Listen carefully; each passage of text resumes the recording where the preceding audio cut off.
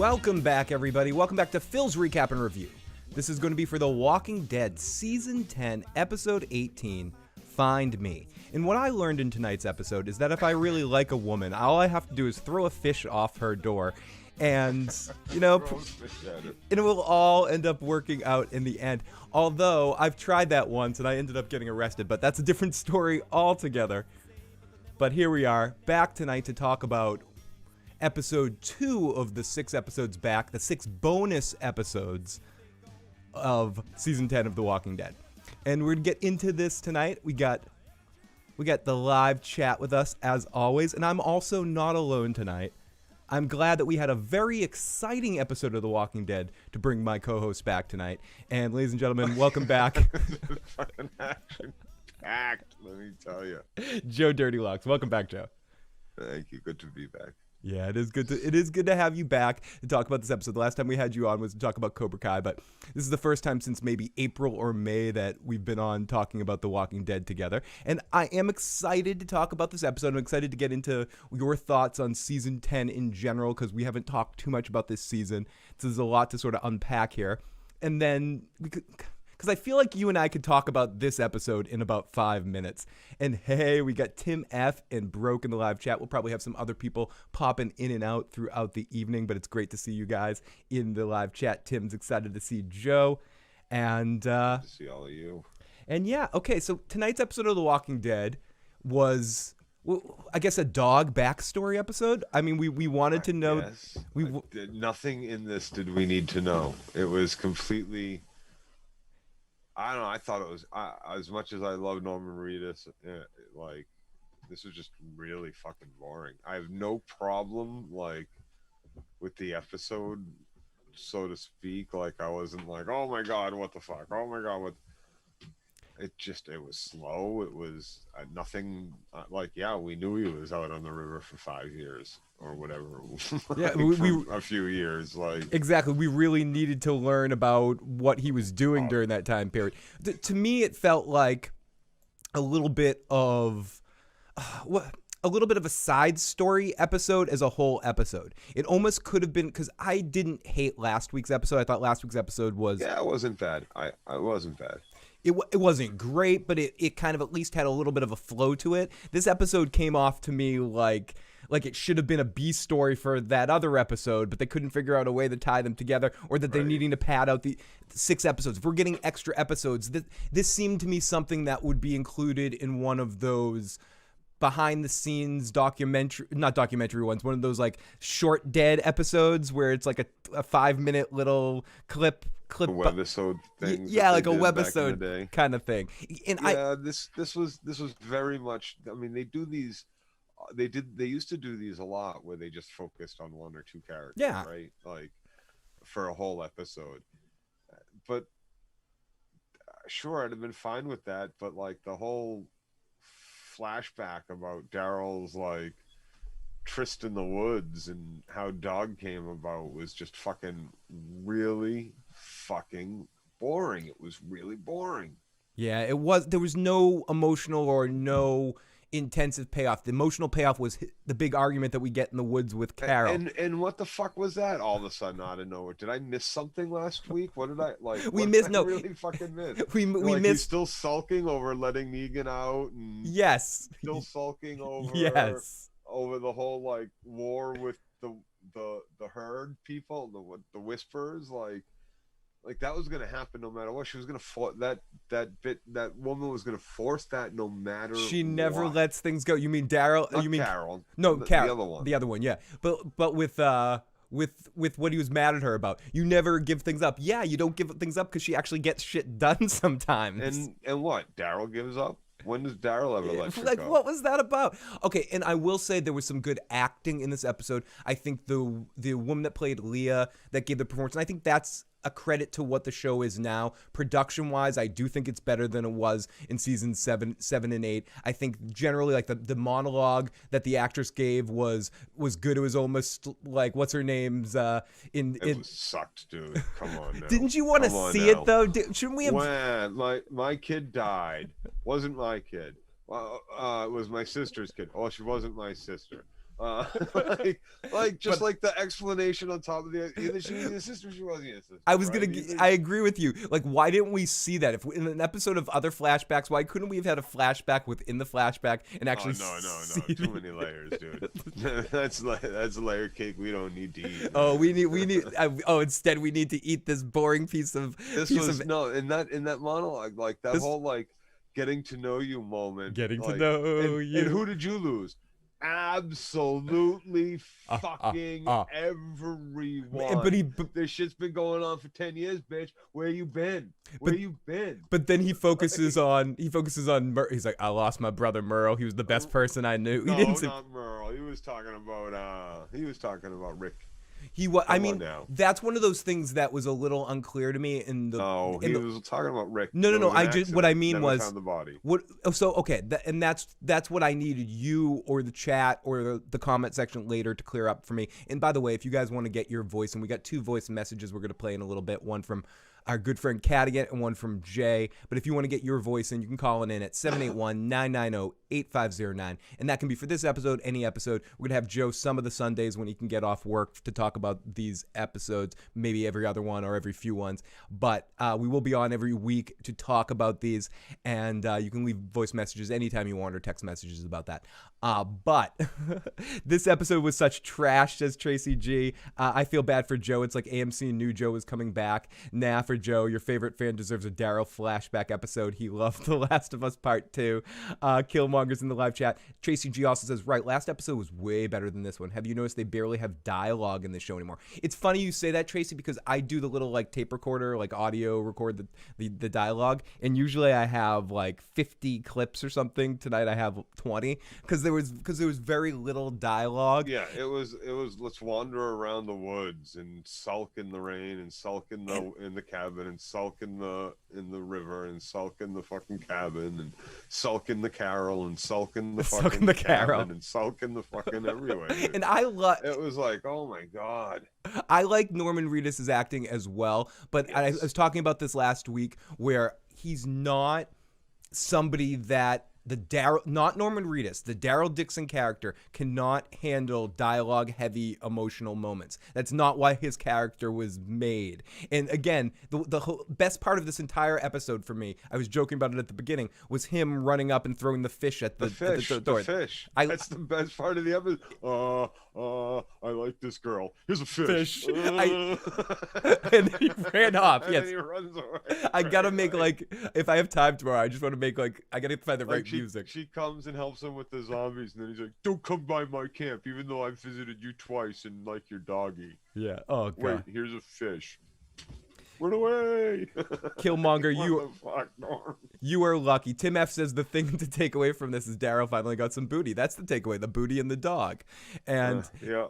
And Killmonger, this isn't quite the last season. We have I can't do math right now. We have 4 episodes left to go after this, and then 28 episodes of The Walking Dead left to go, plus a Rick Grimes movie and a Michonne movie. But I think the Michonne movie comes out later. But I think there's 24 episodes left after this bit of the season. Next season, season 11, is technically the final season. They decided to give us these 6 bonus episodes, and it seems like each one of them are going to be bottle episodes of individual characters. Last episode was learning Maggie's new group. This was Daryl and Carol. Next week seems to be farther. And this was fucking dumb. We didn't need this shit at all. Yeah, because I feel like, and I don't want to get too into this, or whatever. I do want to get too into this. I don't think it's been amazing, and this is how I've described it. I think most part leading up to the end of the Whisper arc was probably the best The Walking Dead has been in a long time. Not that it was great. I think I liked the Negan surprise when Negan ended up killing her. I thought that was like done pretty well. And at the end, when Beta surrounds them, like the visual of all the walkers, finally it was an impressive sort of horde visual, and I thought the way that story kind of concluded was good. I thought that would have been a decent place to end this season. Instead, they give us these 6 episodes. I feel like if you could almost given us one 2-hour Walking Dead special where you combine all these into one block and not necessarily release it each week, because if these are all individual bottle episodes, I tend to agree with you, Joe. I'm not sure if we necessarily needed it, but last week's was all right. This was trash. This was boring. This was This was unneeded. very boring. This was very slow. There was zero action. There was Oh no, zero they put one suspense, bullshit tension. action scene in there in the middle, and it sucked. What action? We'll get to Right before the fish scene. the fish was the action, Joe. We'll get into it when we get into our recap. Flashback Inception is all the quality we need. Yeah, he was talking about Rick. At first, I thought it was Merle the way he described it in the accent, but it was Rick. Okay, so for a while I thought he was talking about Merle because that was the thing I needed to know from the chat or you, Joe, the timetable of when this was. So this was right after Rick disappeared. Yes. Okay. So because there was a 5-year jump right after the bridge explosion. Oh, and this is our first time in this exciting 5-year time period. I feel like last week I was trying to be more optimistic, and it's not because you weren't here. I was like, okay, I'm gonna give this a shot, but it seems like we're back. We're watching the game now, and our team's losing. When we weren't watching it, the show was the death of Obi. Yes, right? Opie. Yeah, the death of Obi and last week's episode, those weren't bad. No, they weren't bad. I was starting to feel like a little problem with last week was still very much The Walking Dead crap that The Walking Dead is, but it was good to see Maggie again for a full episode, and I kind of dug Ninja Mask Guy. He was also a little anxious about shit, and it was kind of fun. I had a smile on my face more than I had. Oh, what the. Yeah, I was happy to see Maggie in her wooden acting again. Like, it was good to see her. It was good. It was a good vibe. I liked the young kid that they cast to play in the small scenes that we got to see to play young Glenn there, or young Herschel. It wasn't bad. Oh, we got DJ Better in the live chat. We get Tom himself. Phil and Joe back where you both are. Yeah, season 9 and 10 are way better than 7 8's Garbage Fire, says Tim F. I would agree with that. If we're ranking all seasons, it's still not the quality level of the first 4 or 5 seasons, but it is a bit better. Daily reminder. No. Tim F. Okay, here we go. Season 7, 8, 9, and most of 10 are still all Garbage Fire. This is 10, right? We're in 10 right now. We're in 10 right now. Like, if I remember, if we watch back at the reviews before this, like, insane fucking year, how long break we've had between, like, just the killing of Obi and last season, like, the first half of 10, if you look back, I'm pretty sure I was pretty much like, this still sucks, this is still trash, this is still horrible, what the hell happened, King? I thought you were supposed to make something good here. But now we had that special a couple months ago, last week's episode. I was starting to feel better, and this was just one big long slow character study, or but I don't even know what the problem is between these two right now. But like, Joe, why are they fucking pissing on each other? But Joe, people will come out of nowhere to me. But Joe, people will tell us that we're just Michael Bay fans. We just need action all the time. Blah blah blah. We can't deal with an introspective episode of The Walking Dead. But what's the introspective here? Where did this come from? Like, where did this come from? They were kind of pissy at each other. They've kind of been pissy at each other for most of, like, they're either like best friends or a little pissy at each other, right? Like, since day one, apparently, and their formula has never changed. So this is just, I guess, another one of their pissy moments towards each other. Like, there was no like cattle. So what aren't you telling me about? You got something you want to tell me about this cabin? I told you everything about her. So no, you didn't. Are we to believe that, this is where I'm confused, did he actually tell her about Leah before, or was this the first time he was actually telling her about Leah? And what difference does it fucking make? I don't know, but I'm just curious. It seems to mean a lot. Like, I know I was with the king and all, who talks like a fucking weirdo, and he talks normal now sometimes. Right, apparently, but like, I got a problem. She doesn't even show that she's got a problem that he had a fucking girlfriend. He just, like, gets all pissy. Leave and run away. Like, I told you everything. Now leave and run. Like, I don't understand how that got there. Yeah, get back on the boat like Frodo. Go off to the to the lands. Like, I stopped you from running away so many times, and now that I ran away once for that couple of years, I'm a big bad guy now. Is that what he was saying? Like, I don't get it. That like. So like, is this the conversation? So is this like this is the conversation they both really wanted to have? Was, hey, look, timing hasn't worked out in the past. Abusive husband, dead or dying and missing, blood relative brother, and then our friends died. Oh, and then I met this other guy, and just timing hasn't really worked out. My daughter died somewhere in there. Like, oh, then you found your brother died somewhere in there. So, but it wasn't. But it wasn't really her brother or his brother or whatever. No, Merle. I was talking Merle. about actual Merle. They found him again, and then he died, right? So the timing between the two of them never quite worked out. There were ships passing in the night, even though they're good friends, but they're always and now they have a chance. Maybe they could be together, Phil. DJ says you're thinking too hard for this show. Gosh, dude, man, yeah, no shit, man. The writers don't even think this hard. Let's have them argue, dude. Let's have Daryl open up about his big romantic love story. Okay, well, here we go. Let's have them fight. Here's Daryl's big romantic open up. So I knew her. She gave me a dog. She gave me a dog. It felt good. Mandrell, we got Mandrell in the live motherfucker. Oh, what aren't I telling you? I forgot to tell you I threw a fish at her door. Yes. Listen, I'm running a how to pick up girls book. It's called Throw a Fish at Her Door. It works every time. It works every other time. I've found a fish in the door. Throw the fish in the door. It's the Daryl Dixon special. In fairness, I feel like this episode did create a Walking Dead iconic moment with the fish in the door. If it did anything. What the fuck? Exactly, Ellie. And to Ellie's point in the live chat, I feel like for everything that they did in the last episode, not a great episode, but a decent setup to bring Maggie back. We see her walking into town. I was actually excited to see the continuation of what happens right away in town with her and Negan. I was invested to see that, but instead they get this. They could have given this as a B story for Maggie in town dealing with Negan. You show half Maggie in town with some real tension between the two of them, him talking to the kid, having a good relationship with the kid finding out that it's the one that killed it, that he's the one that killed his father, and all of that shit, all that other shit. Right, Phil, there was so much more we could have, so much more we could have had. I was excited to see that. We're gonna take them out of the story completely, and what did I miss?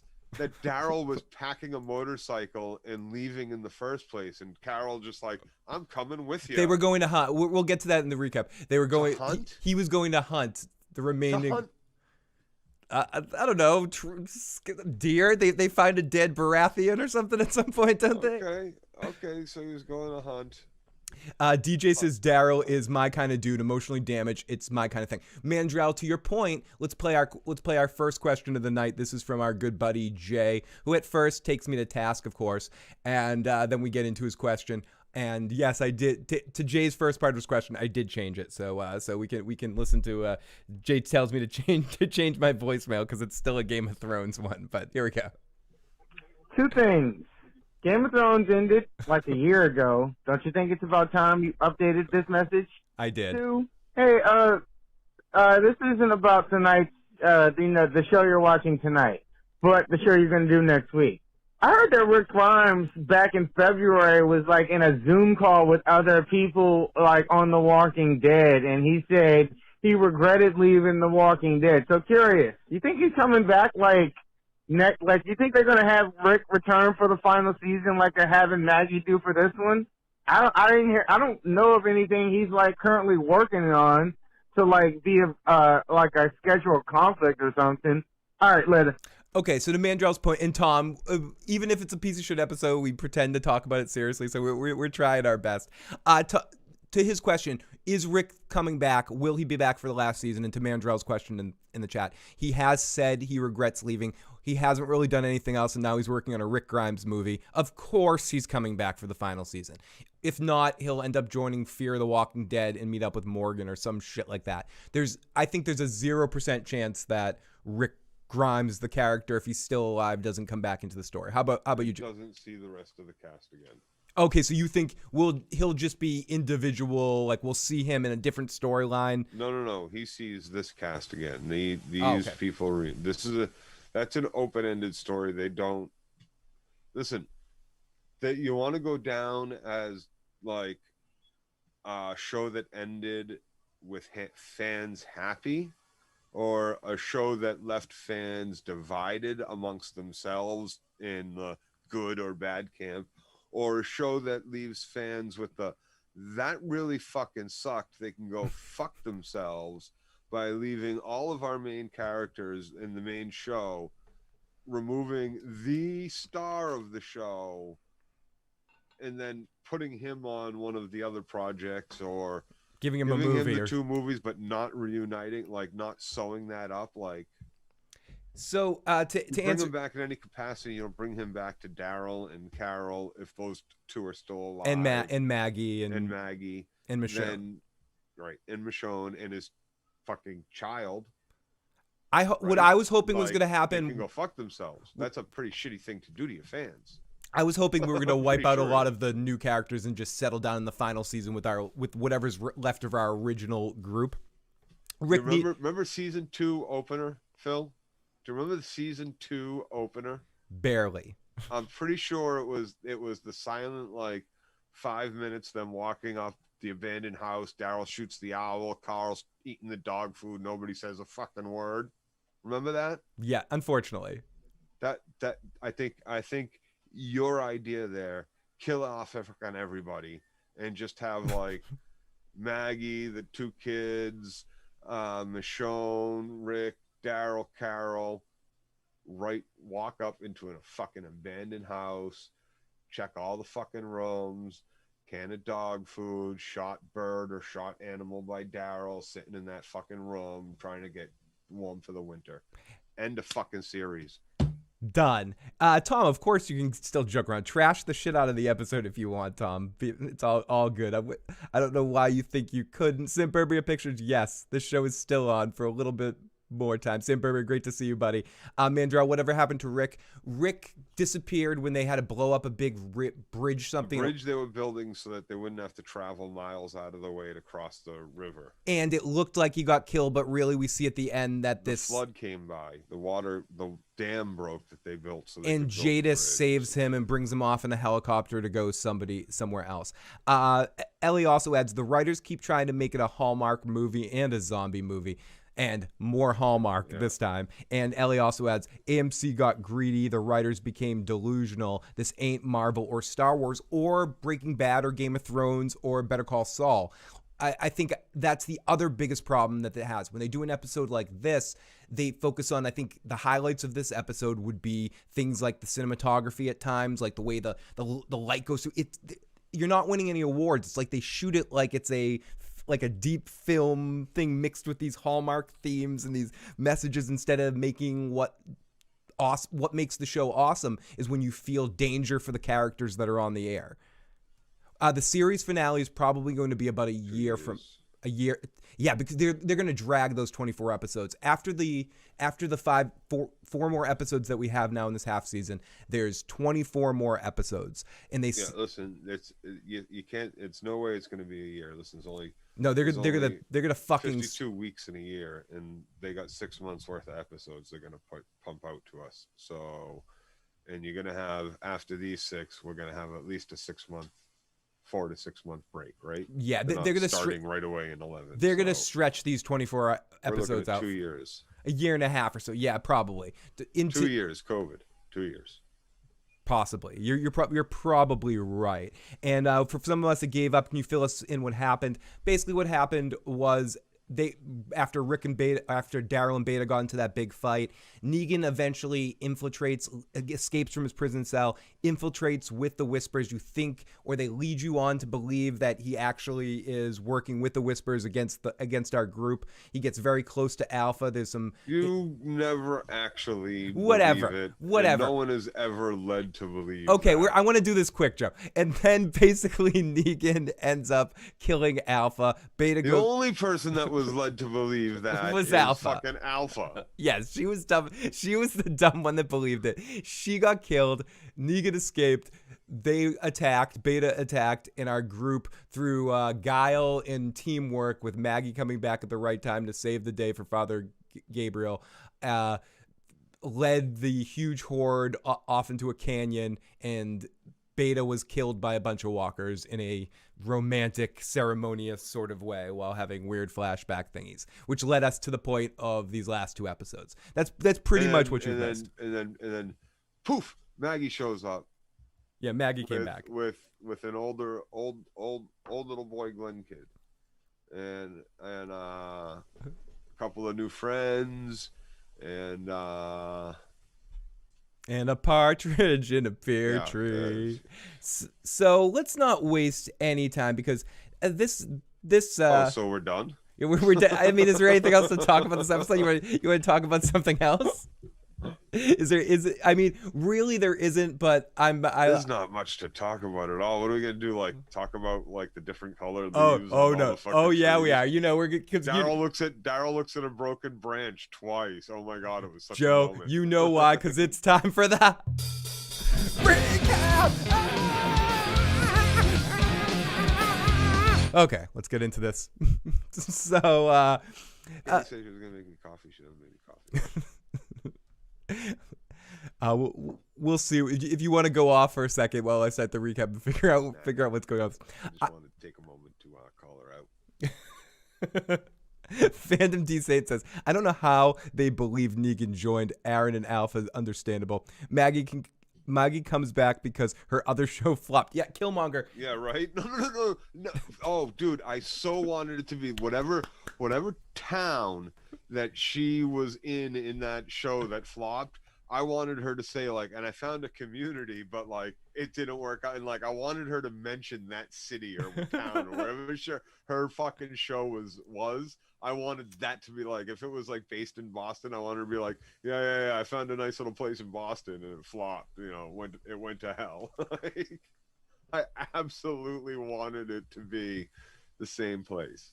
I don't know if it was because, you know, I, like most people, didn't watch that trash fucking crap. Yeah, she's the one. What a stupid decision. Yeah, she's the one that you listen to made the stupid decision. The Wonderful Bug. Great to have the Wonderful Bug back. Good to be back. Hi, Phil and Joe. This episode was a bit slow. It really was. Well, she took a swing. Turtle she took slow. A shot. She could smell the show was sucking horrible.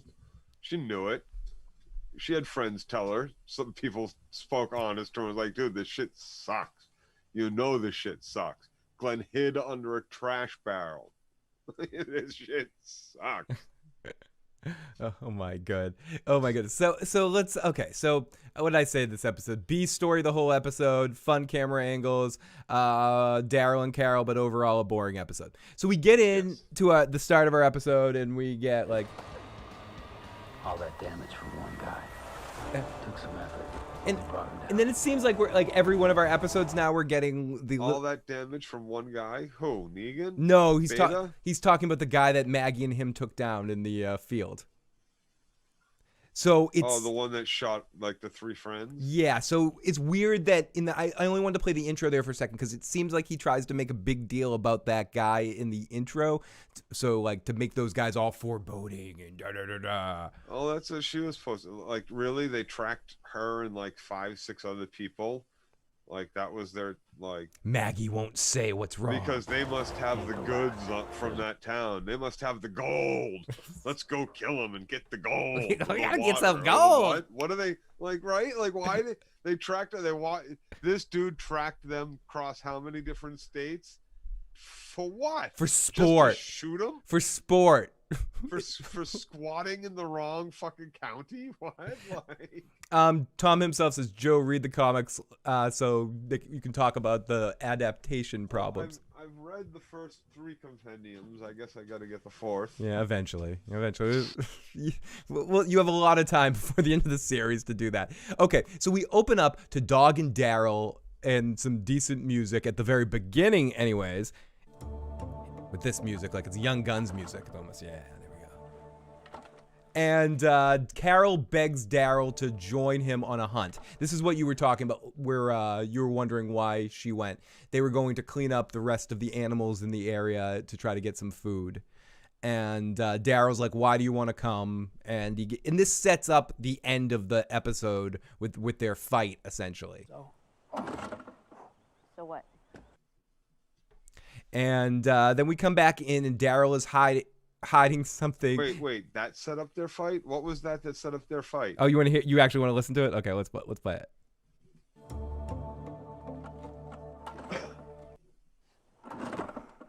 Did I ever tell you about the pedal sewing machine my grandmother had? She made all my clothes. Whenever she got tired, she taught me help. She said it was because I had a really special, strong right foot.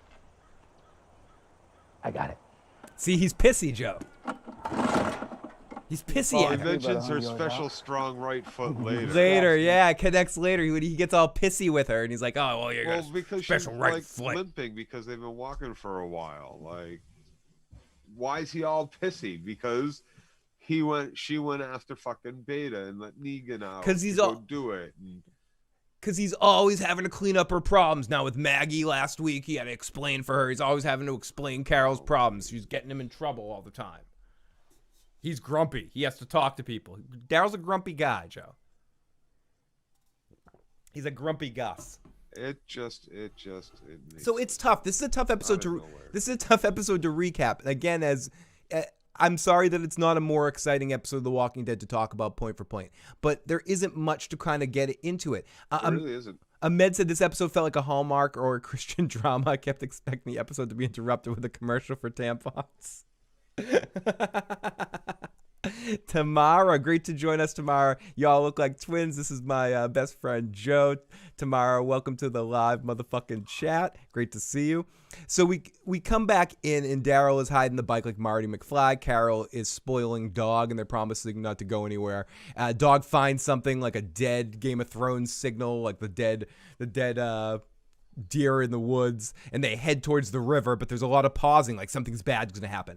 Daryl has a foot cramp, and they make fun of each other as it seems like they're like pissy with each other all beginning episode. As Joe, you said, I'm not sure why, but I guess they are. Now Dog gets a little bit more love. Carol gets luckier, and then they're finally then they go fishing, and Carol catches a fish, and Daryl gets pissed off at her because she's got the beginner's luck, like Mr. Miyagi getting pissed off at Danielson catching a fly. You just beginner's luck. You remind me of a woman I used to love.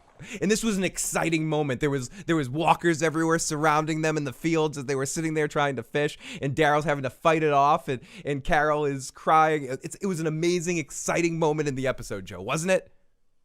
I don't remember walkers. No, there was nothing. Ian in the chat. It was a fish. He didn't throw that fish at Carol, though. No. Why? Carol's been waiting for him to throw that fish at her for years, and he just doesn't do it. He should have thrown that fish right at her face. Flopped it right on there. This is the time when you can point the finger in the face of the on-screen writers. Joe can back me up on this if he reads the comics. We can make it exciting, says Ian. Tamara, that was funny. So Carol asked some questions, and this is where we get our theme of the episode, Joe. You know, things are different. What do you mean? Things aren't going to work out for us this time. Hilltop was so hard for everyone to take. We've lost so much in this podcast, Joe. Things aren't going to be the same. Save it. But this, losing Alexandria? We didn't lose Alexandria. Maybe not yet. So I don't get where this tension is coming from necessarily. Letting Negan out and her going after Beta. because she made those decisions without the council. The council wasn't down The with Jedi it Council. or some shit. She decided to Right? train that boy against the Jedi Council's wishes. She used Beta's daughter for nefarious purposes. Like she did some pretty fucked up shit, I guess. But and Daryl and Maggie had to like deal with the whole like we don't get to kill Negan, so why did she get to go and do this? And look, because she did this, Alexandria got trashed and the kingdom fell and blah. Blah and blah. Tom wanted me to ask you, Joe, this is the time when you can point the finger in the face of the on-screen writers, and Joe can back me up because he read the comics. So This is not anything. I don't know any, like, as far as I got in the comics, at the like last page of Compendium 3, Carl is like with the fucking Whisperers, like defects to go with the Whisperers. So like there ain't nothing. This is like, as far as I know, this is not the Walking Dead of the comic book. Carol, let's talk about Carol's fate in the comic books. Way back in like halfway through book 2, maybe even back in book 1, I forget exactly where, after she catches her boyfriend Tyrese cheating on her with Michonne, she then goes and kills herself in front of her daughter and the rest of everybody by throwing herself at a walker that's chained up in like the prison courtyard. So like this is completely different. Like there's so much not. The only thing that could possibly be remotely compared from the books to the show is that both worlds seem to manifest well in an adolescent teen boy's mind. Ahmed says, if I was a single guy in the zombie apocalypse and somehow hooked up with a chick with her own cabin, I'd give up on Rick and Alexander in a heartbeat. And instead, Daryl has it as a moral conundrum towards the end of the episode. I don't know where I belong. So Daryl asks some questions. Things are different. They're going to let it go. Eventually, they find a shack. I'm going to yada yada this thing a little bit. They find a shack, and we finally get a backstory about Dog. We see little baby Dog run up to Daryl. And it wasn't Daryl that gave Dog a fucked up name of Dog. Nope. It was somebody else. Leah. And was that it? Leah. Yeah, it was Leah. So they check it out. They can spend the night. They spend the night. The thing, Daryl's uncomfortable here. We get a flashback we know it's a flashback because it's sepia. We get a 5 years ago sign pop up as we get Daryl alone. He hears a little puppy. It picks up. It kisses him at first sight. It's love at first sight with him and Dog. The puppy leads him back to the hut. He looks at his map and he's charting the area to look for Rick. Carol and Daryl have a social distance conversation across a pond 5 years ago about losing Rick. He's talking about seeing walkers, and he finds a boat with another walker onto it, and we get a little bit of action with a triple take walker curb smash with no tension. We find just a walker. Then there's a huge storm, and Daryl doesn't give a shit, but his map... He almost gets hit by lightning, and then he tempts fate to get hit by more. He goes and Andy Dufresne's it, Joe. He goes up there, he's like, oh my God. He's like, and puts from a fucking a mile of shit. Yeah, that we're clawing through a mile of shit to get to the end of this Walking Dead show, Joe. I have to drink more. Fuck. As if the rain would just wash it all off. Yeah, hold on. Rick's been gone for about 6 years. He's supposed to show up. Maggie's just playing eye candy to deny or to the end. And so let's continue here with let's zip through a little bit of this recap situation. Oh, let me close this off there. Bam. Okay, so it's 1 year later. Here he is with Dog again. Dog remembers him. He leads him to the house, and it's the walkers. And the walkers are fighting. We get a little bit of an action moment. Hey, AK, great to see you in the live chat. Someone comes in and says, "Who are you?" and pulls a gun on him. And he goes, "I'm out of here. I'm leaving." And she goes, "Nope, you're not leaving. Who are you?" And she pulls a gun on him and won't let him leave. Okay, Joe's taking a drink with me too. So let's take a sip.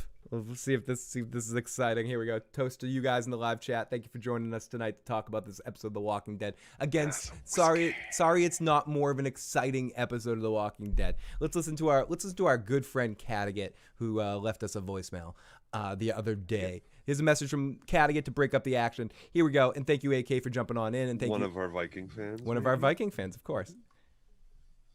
Hey, Phil. It's Cattigat. It's been such a long time. I totally forgot I was the Walking Dead. I forgot that you were on. I'm catching the replay here, but I missed you guys. I missed the motherfucking chat. I missed Joe's rants. I miss you. It sucks. It also sucks not having a channel anymore. Fucking YouTube. We nuked it. I don't know why, but fuck YouTube. Whatever. I have to come up with a new channel if I want to comment or chat with the motherfucking chat. But yeah, it's good to hear from you guys. I'm glad, Phil, you're doing good. You look good. You always look good, Phil. You always look good. But anyways, dude, I can't watch the show anymore. It's dead to me. I can't stand the little Mary Sue's. I fucking had it with Mary Sue's on TV, on pretty much everything. And yeah, Judith is annoying. Maggie, she's back, but too late. Like, I just don't care for her anymore. And the only character that I care for is Negan, but I don't know, dude. They butcher Negan. Just read the comics, guys. Just stick with the comics is just better. Even though the last issues, the last 20 issues, they kind of went pause with some of the social justice warrior shit. But yeah, no, just I would recommend just reading the goddamn comics and. Fuck this show and fuck Kang and fuck Gimple and fuck AMC. I love you, Joe. Bye. Oh, lots of love over there to Cattigat. Phil is ready for that champagne commercial, and thank you for the compliment. I made me blush. And you guys in the live chat are amazing. And I was ready to beg Phil. I was the only one begging for Phil to not give up on The Walking Dead, but now I got to say, fuck it, let's trash that shit. And when it really comes down to it, Tom, is I don't think I'd be talking about this show right now if they didn't announce the final season.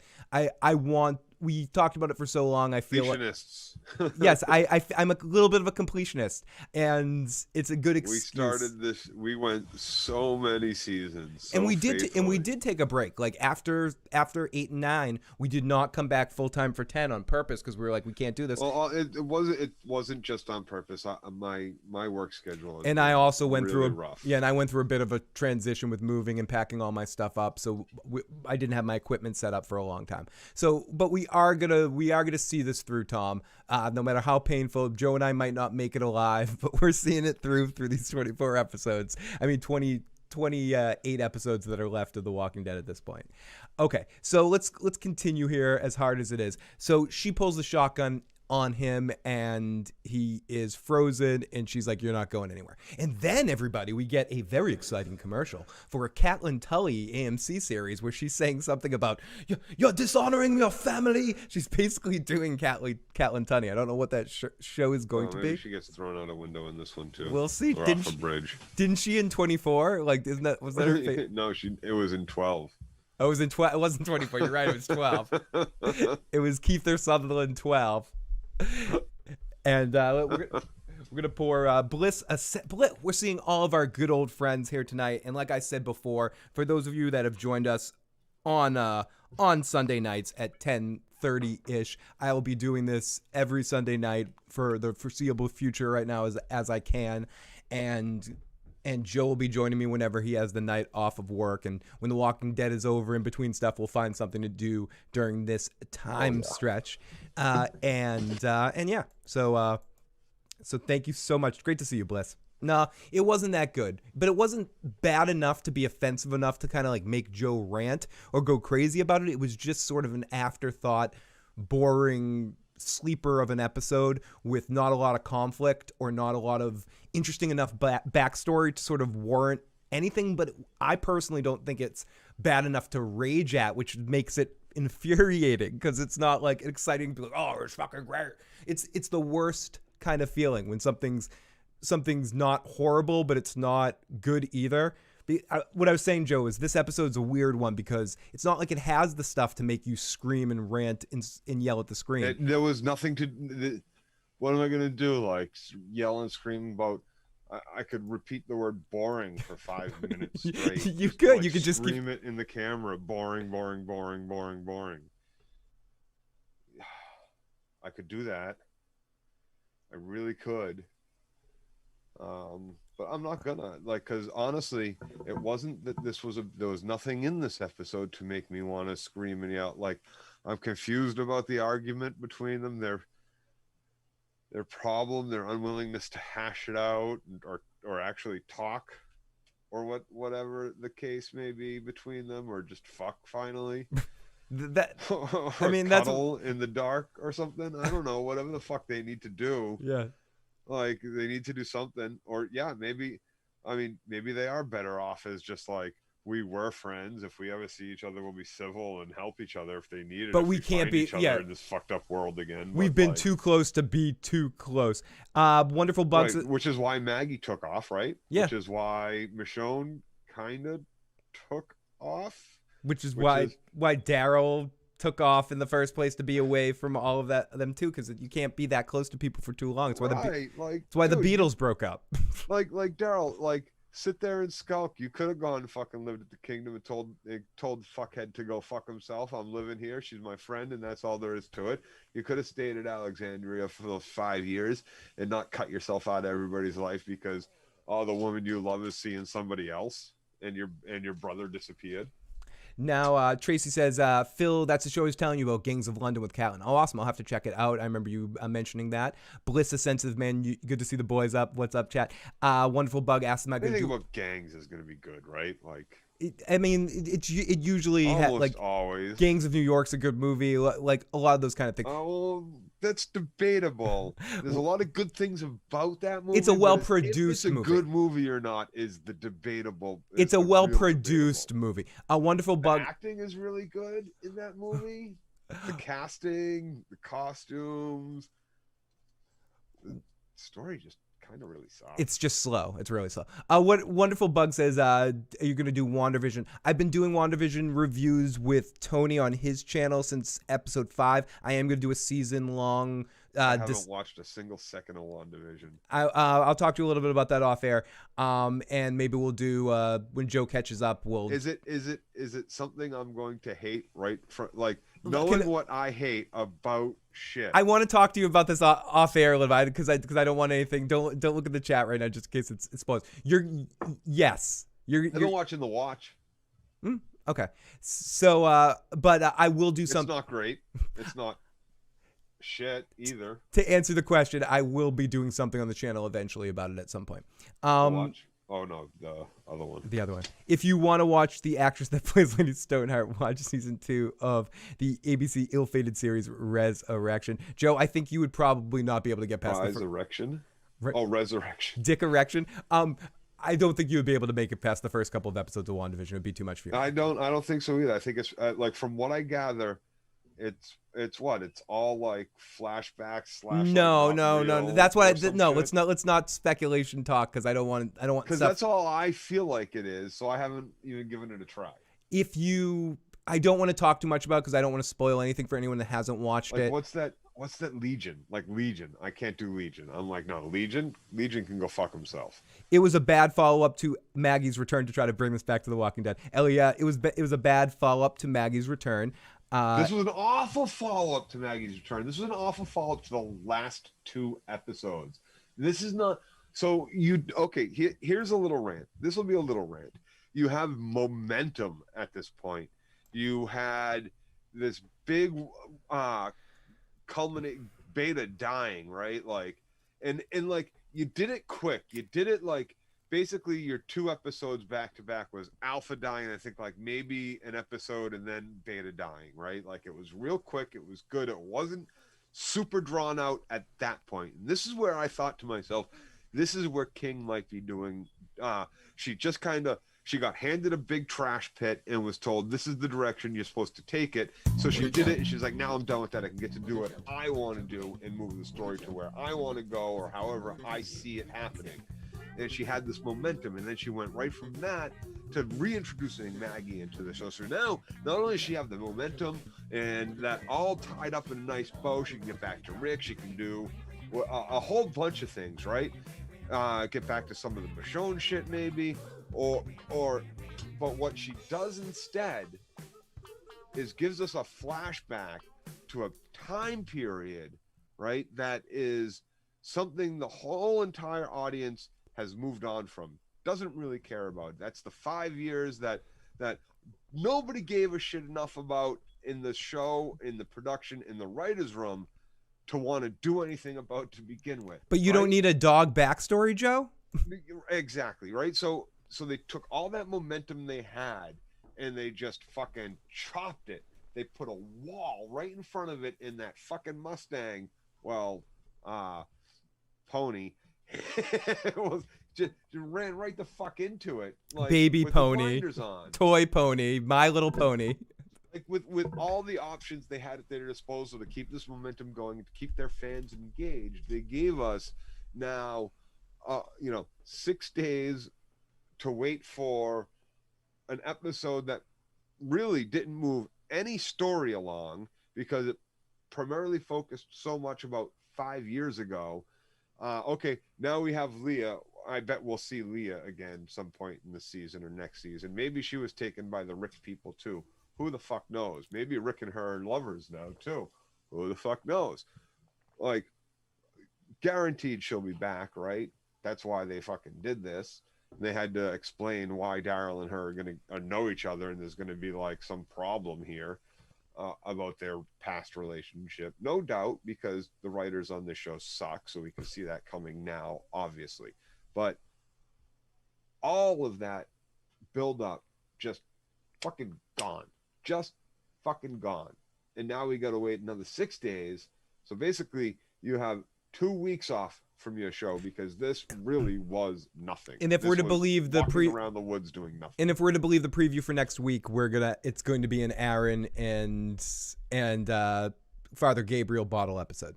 But who knows? Ahmed says, I found the beta identity reveal to be disappointing. It turned out he was some obscure country singer. It would have been more hilarious if he had been removed his mask and was a real celebrity or something.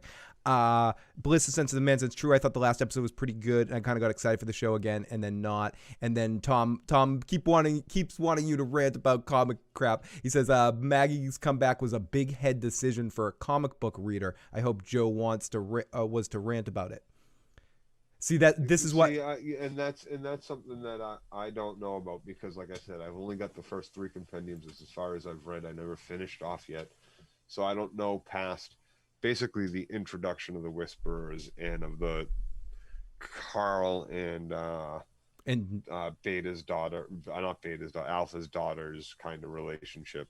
Is it also Lydia in the book?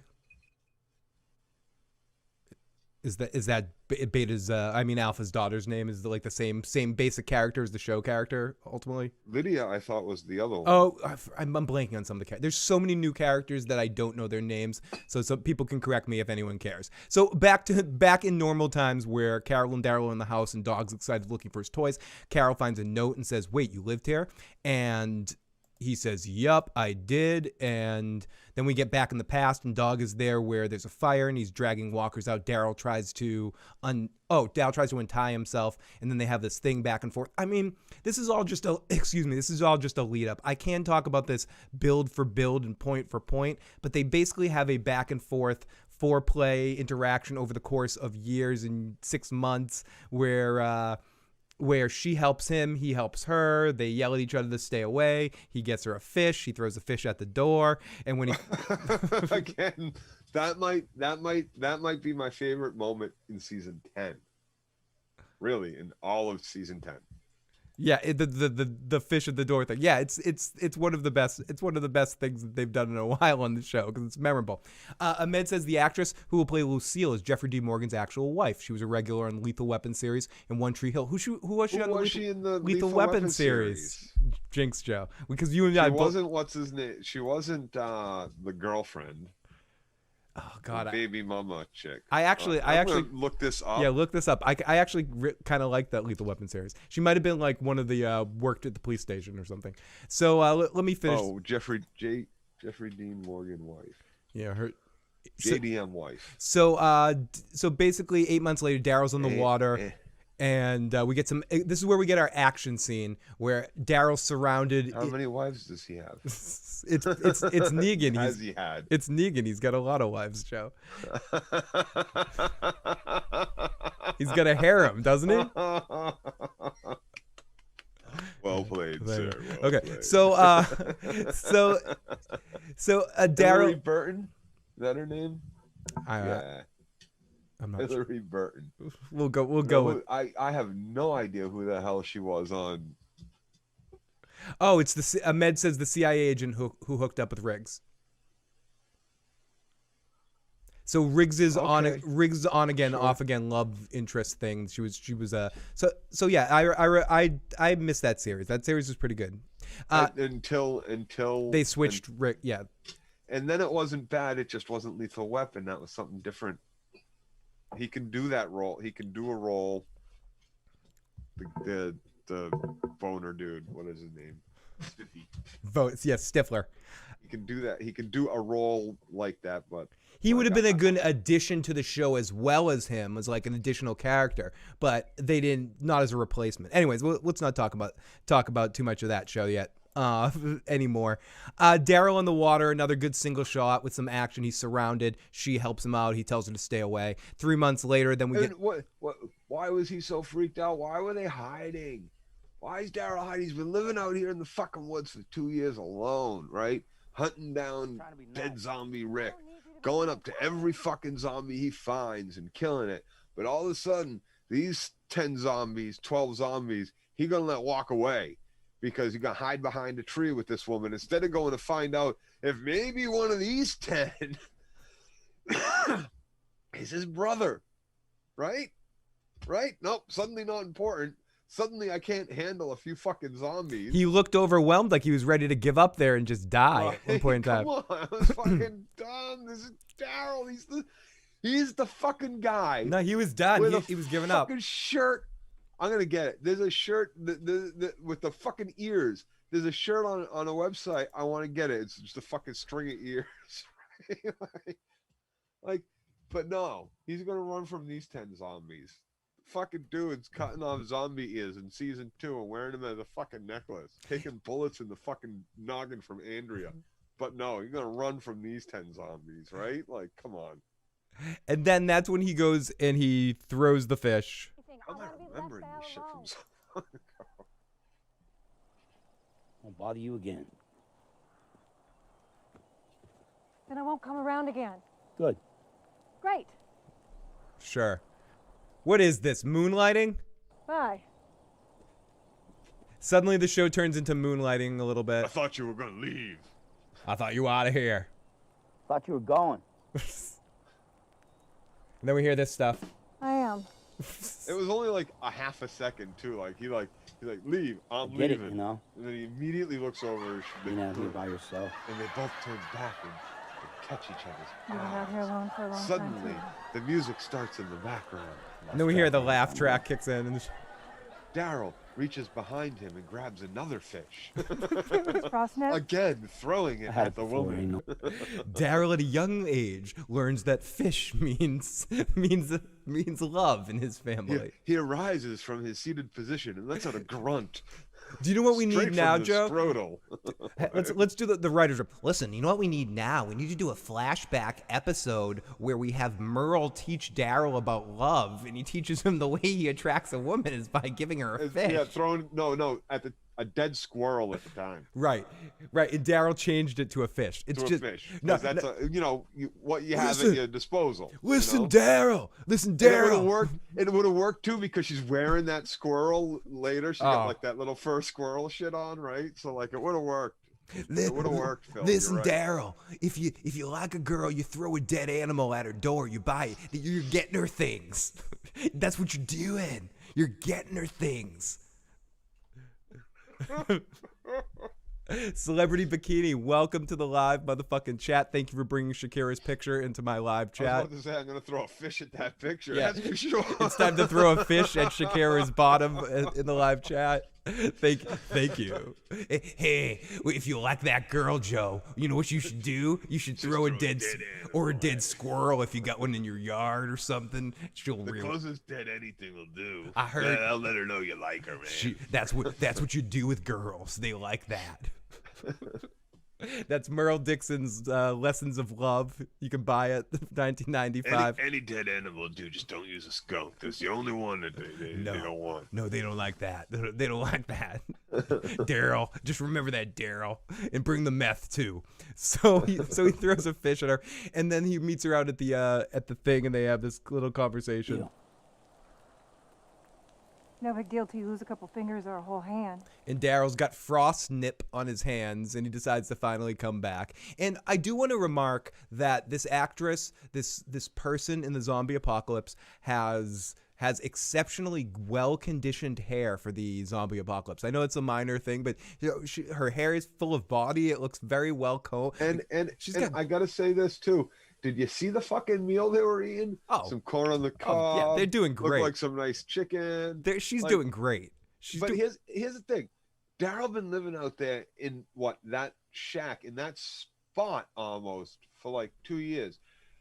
How much of this little area? How far does he walk every day, checking out different areas around this area, right? And I'm thinking this whole time when the rainstorm happened and the lightning happened and the little snap back and forth here happened.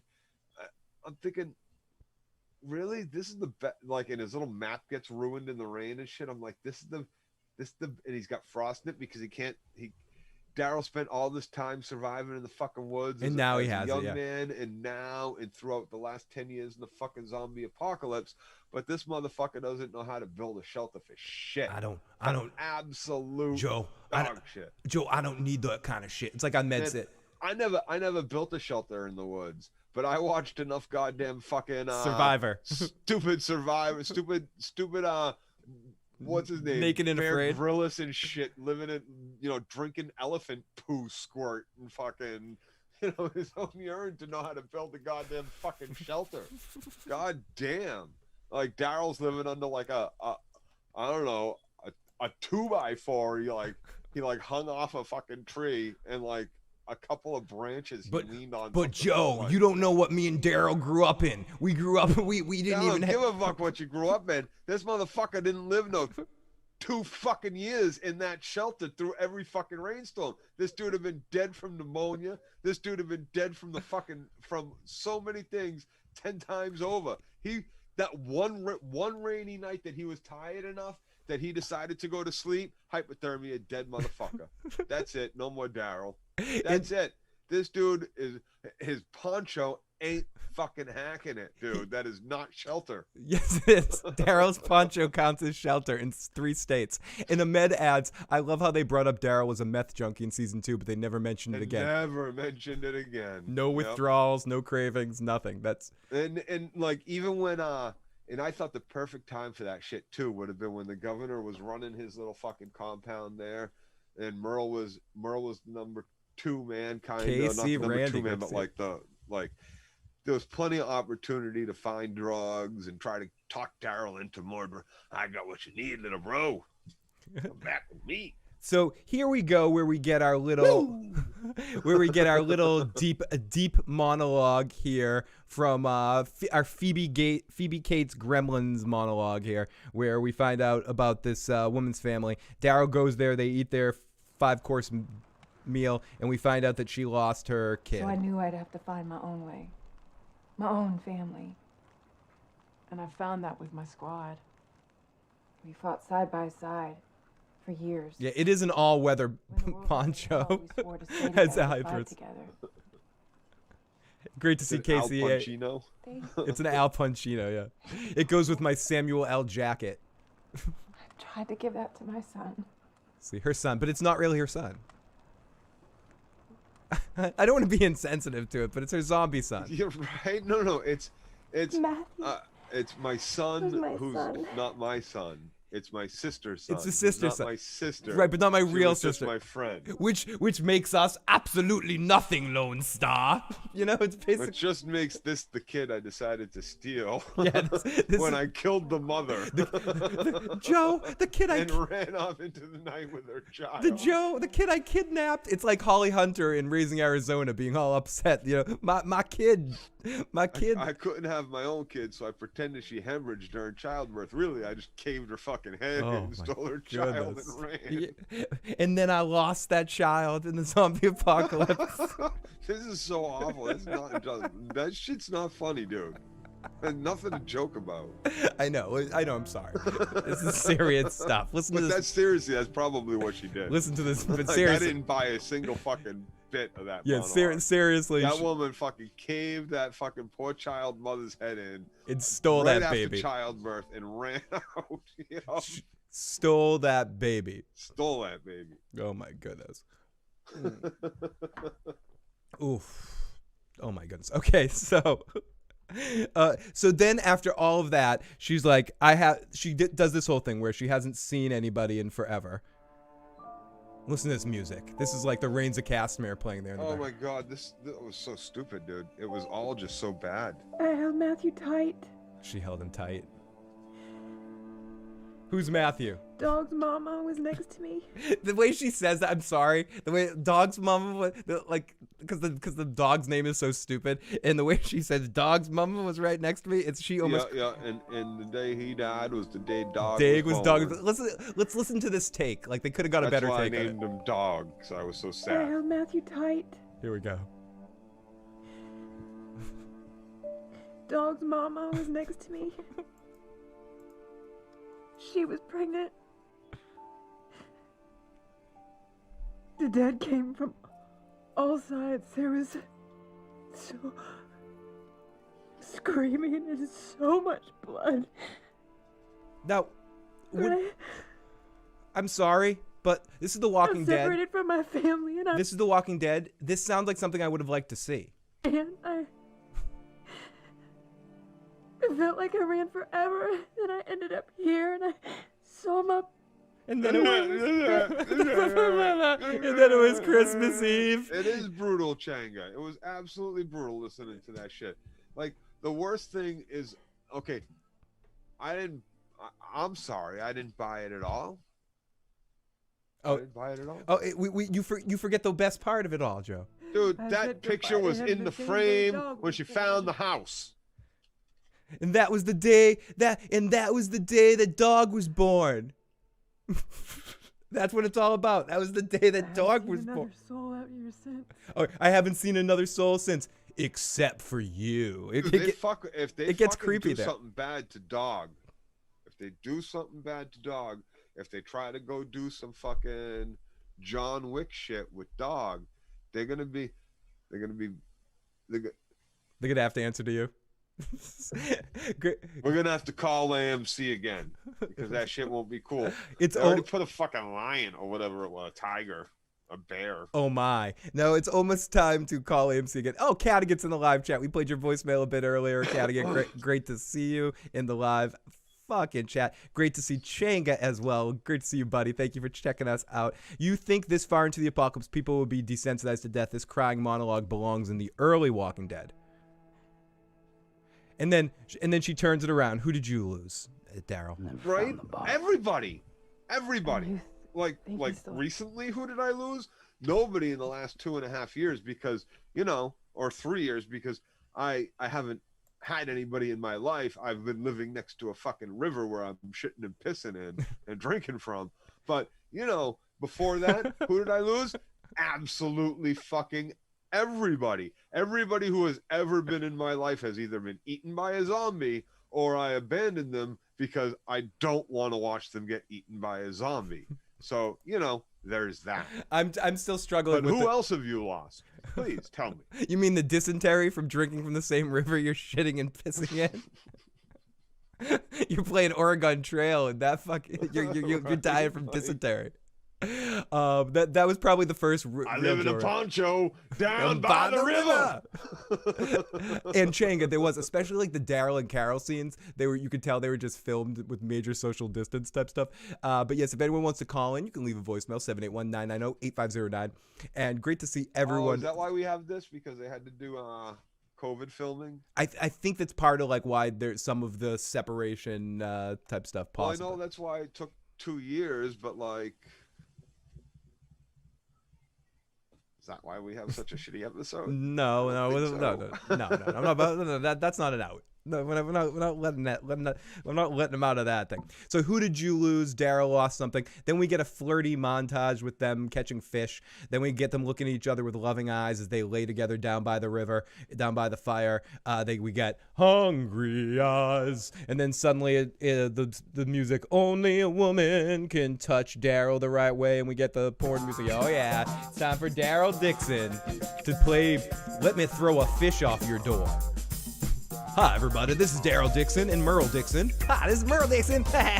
When you're doing some meth or doing some coke and you want to get the attention of the girl you love, you know what you do? You throw a dead animal off her door. That's the Dixon way. It's raining fish. It's raining fish. Hallelujah, it's raining fish. Santivia Majors in the live chat, too. Joe, I missed you. Sending you lots of love. Aw, miss you, too. Oregon Trail was a classic. I always got some dysentery. I can't make that joke. I only came here to. Oh, thank you, Ian. A sign something was filmed during COVID. Sex scenes are below the waist only. Hello, everybody in the live chat. Great to see all of you guys. Thank you for popping on in here tonight. You guys are sweet, amazing people to pop on in, or those of you that watch The Walking Dead. I don't care if you watched. There's nothing to see here. Just passing by with this Walking Dead episode. So then we get some post-coital food eating, and she's not talking to him. And Daryl wants to go back and look for Rick some more, and she lets him have it. She says, you need to decide A, B, or C. You can go back to your group, your family. You can go out there and keep looking for Rick and live out in the woods down by the river with your poncho, or you can live here with me and start a relationship. Right? Like, I don't know. Why can't he, like, it's, like, okay, I understand it's the zombie apocalypse, but, like, really, I can't have a day job? Yeah, you can't. Like, and eventually, like, a 4-hour walk out and a 4-hour walk back isn't far enough, so either we go find another place 8 hours down the road, or a river, or, maybe I can bring you back to Alexandria so you're not alone for the 3 days. Oh, no, that doesn't make it. That makes too much sense. Like,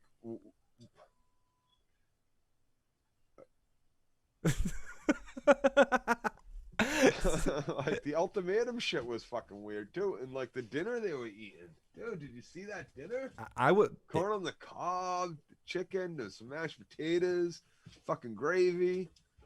That was mealtime. I don't know what fucking grocery store they robbed. Yeah, those weren't no pizza rolls or something. Too much logic, Joe. Too much, says Cattigat. I'm sorry, Cattigat. And Cattigat says, I didn't watch the show. It's beyond dead to me. So Carol and Daryl meet back up, still in the past. They came to talk. She wants him to stop looking and get some damn peace. And this sets up, again, the fight that we get later with them. Here we go. Let's listen to some of this. Sorry, I'm just busy. What's up? I was going to ask you the same thing. Does this mean you're coming back? Nah, just moving. You can't. I'm sorry. You can't have dialogue-heavy episodes with Carol and Daryl, because what make them interesting characters is how they work in action scenes when they're killing zombies and as like chess pieces moving around. They're not really either really awesome at delivering dialogue in a passionate way. The only one good on the show right now doing that is fucking Negan. He's the only one that can deliver a line and make me not bored. And maybe there's a couple of other people. I kind of like this new guy that's with Maggie, the wise ass one. He's all right. The one's like, this is our new place. This place fucking sucks. There's going to be some fun scenes with him. And I kind of like Aaron. He can deliver some lines. Father Gabriel, Seth is a good actor. But like, for the most part, Negan is the only one that's delivering lines like passion. And Daryl and Carol, whether it be when the show was on before or not, aren't really big Like I'm not impassioned by listening to them talk about something, and they can't. My last 4 or 5 episodes with Jeffrey Dean Morgan, basically, right around the time he gets out and he's kills that fucker at the van, the little sicko that's like, I know you, I'm gonna follow you, you're my hero, Negan, we can get this started again, I am Negan too, like that little fuck. Oh yeah, the kid that was copying him, and he was like trying to get him back. Ever since right around then, I've started to enjoy Negan because I'm not getting the same old fucking, like, for so many seasons there since the Glenning, it's been the same speech out of his mouth for hours and hours of the same exact dialogue. Listen, pissy pants, Joe. I don't know. And absolutely, Chang. I was thinking about that. It's gotten better. It's much better now. I was thinking about that a lot in this episode, and the chemistry between Carol and Daryl were off, and especially if this is allegedly going to be a spin-off series that's going to be Carol and Daryl together. No. The chemistry between them was off, and I think that was the point of it.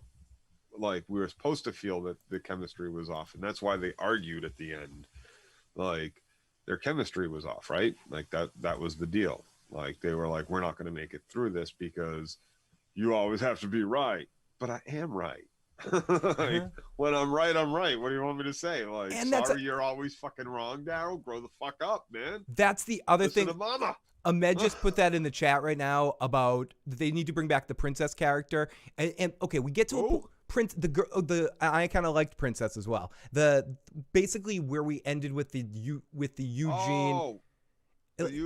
They just cut off. That's another storyline. They just got to an interesting. Stormtroopers got to him. Yeah, and then they just cut the storyline off because we can't get anything more interesting yet.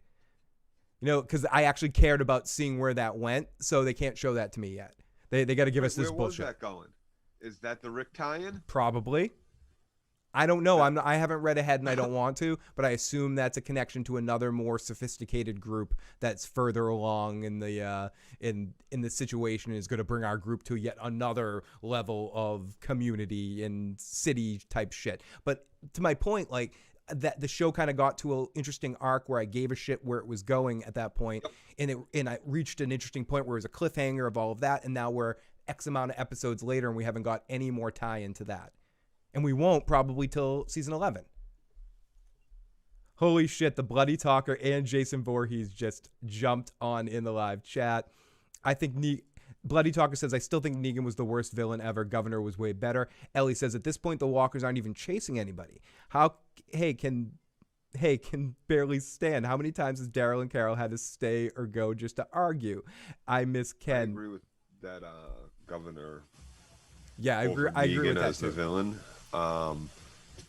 And I like Princess too.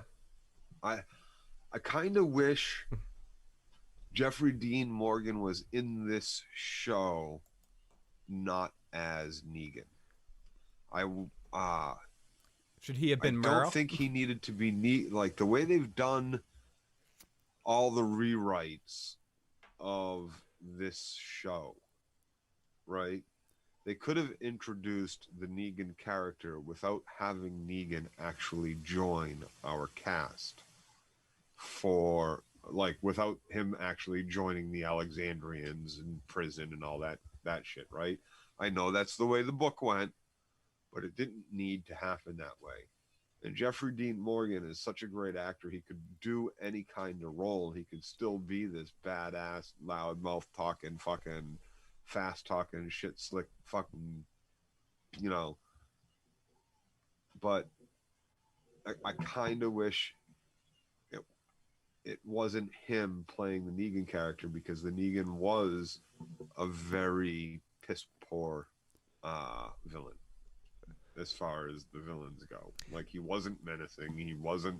He wasn't the real threat in his, like, And how many times did I have to say I don't understand why his people nobody killed the motherfucker?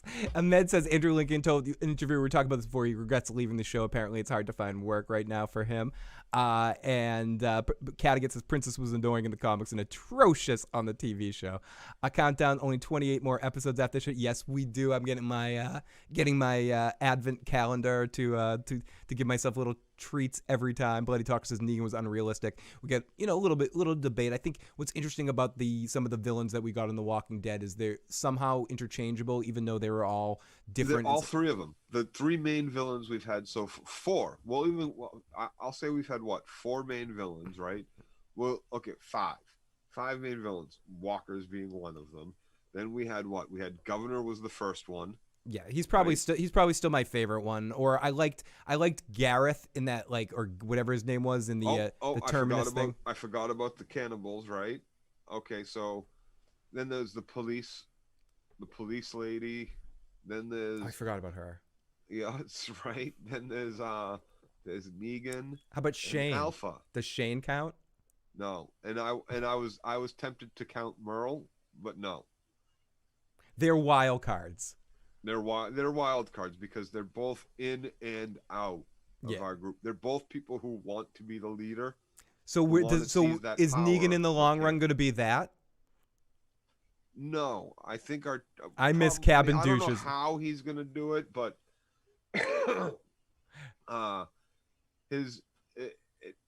he becomes leaderish in the comics from what I hear, right? But his character is fundamental. 5 years locked alone in a fucking cell for however many hours a day with nobody to talk to but like a little girl through a window and a priest is not, that it's going to fundamentally change you as a person, right? And you can say that it has. Maybe when he tastes freedom, he gets some of himself back. This whole alpha beta shit, some of himself is back, but also some of his original self might be back that we don't know, that his backstory self, I just really don't think. Oh, don't forget Jeffrey Dean was right for this Negan role. I agree. I'm still a bitter crybaby that I think Garrett Dillahunt would have been a better version of Negan, but that's and then cast Jeffrey in a different role. But whatever. Excuse me. Yes, Bloody Talker. He did. He. That's exactly kind of how he needed to be, and he was too much of a Ramsay Bolton. Too many people want Ramsay Bolton dead to stay alive. He's not likable enough that enough people aren't going to. Then we also had the Claimers, the Wolves. Joe and the Claimers. Jesus, Daryl didn't even have a dog. Dog, come on, dog. The Governor Michonne described him as Jim Jones wannabe, which made him the most dangerous in the pandemic. Negan, the Claimers, yeah. The fucking Claimers. Mayor Joe Hale. Mayor Joe Hale. When we met him, we were like, hey, Mayor Joe Hale. But some people like Changa, and I know other people too, that really definitely love Negan. It's hard not to like Jeffrey D. Morgan as a performer. So I can see people enjoying him as a character too.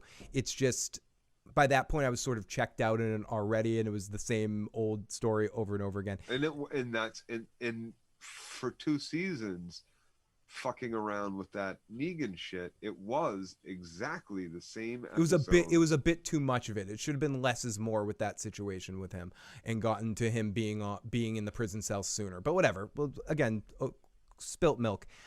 Jason Voorhees. I also miss Cabin Douche, but he is brilliantly acted, no doubt. It's all about writing with him, not acting. Like his performance works. Or even casting, but I don't think it ever comes down to the actor not putting his whole fucking self into it, like some of the people in this show that are sleepwalking through performances. So, okay, so to finish this fucking bag of shit here. He goes on and looking for Dog. Dog finds him. Daryl and Carol talk. We already went through this. Okay, so let's listen to the Daryl and Carol final confrontation here. I helped her. Do you think she's still alive? I don't know. Oh, let's don't forget the worst people in the entire fucking apocalypse, the fucking garbage people with fucking all that sort of shit with Oh Jadis. God! Maybe someone Right, took her? Jada. I don't know. Is it possible? I that forgot about her and her little fucking She just left? fucking backstabbing lying. What? It's not an accusation. Nah. I walked away. You didn't walk away, Daryl. I did. I was down by that river. Stop thinking that every time you lose someone, it's because of you, something you did wrong. I made a mistake. We all make mistakes. Losing Leah, that's not on you. Neither is Rick or Connie.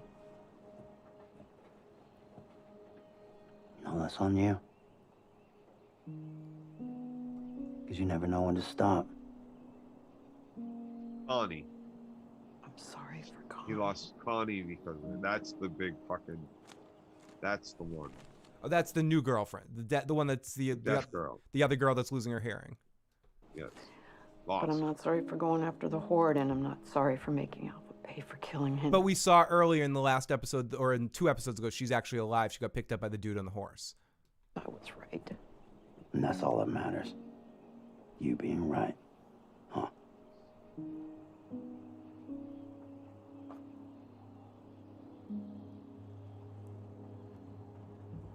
This isn't just about Leah Yeah. or Connie Ahmed. or anyone I gotta else. Is it like comment on Ahmed's comment. hunting?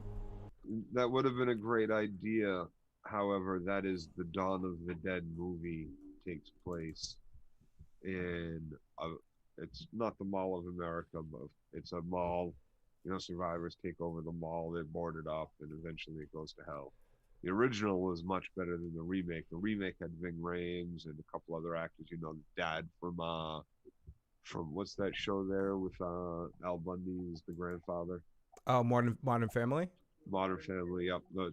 The main dad that's not Al Bundy is Phil Dunphy is in the remake as well, along with a few other faces you'll definitely recognize. I can't think of them. Now here is the exciting, dramatic pinnacle climax of our episode, the peak where everything gets so excited, everything built up in this episode to this climactic moment where Daryl and Carol finally, after seasons Does he throw a fish at her? seasons, he finally pulls out the marlin and slaps her across the ass of the marlin, and it's amazing.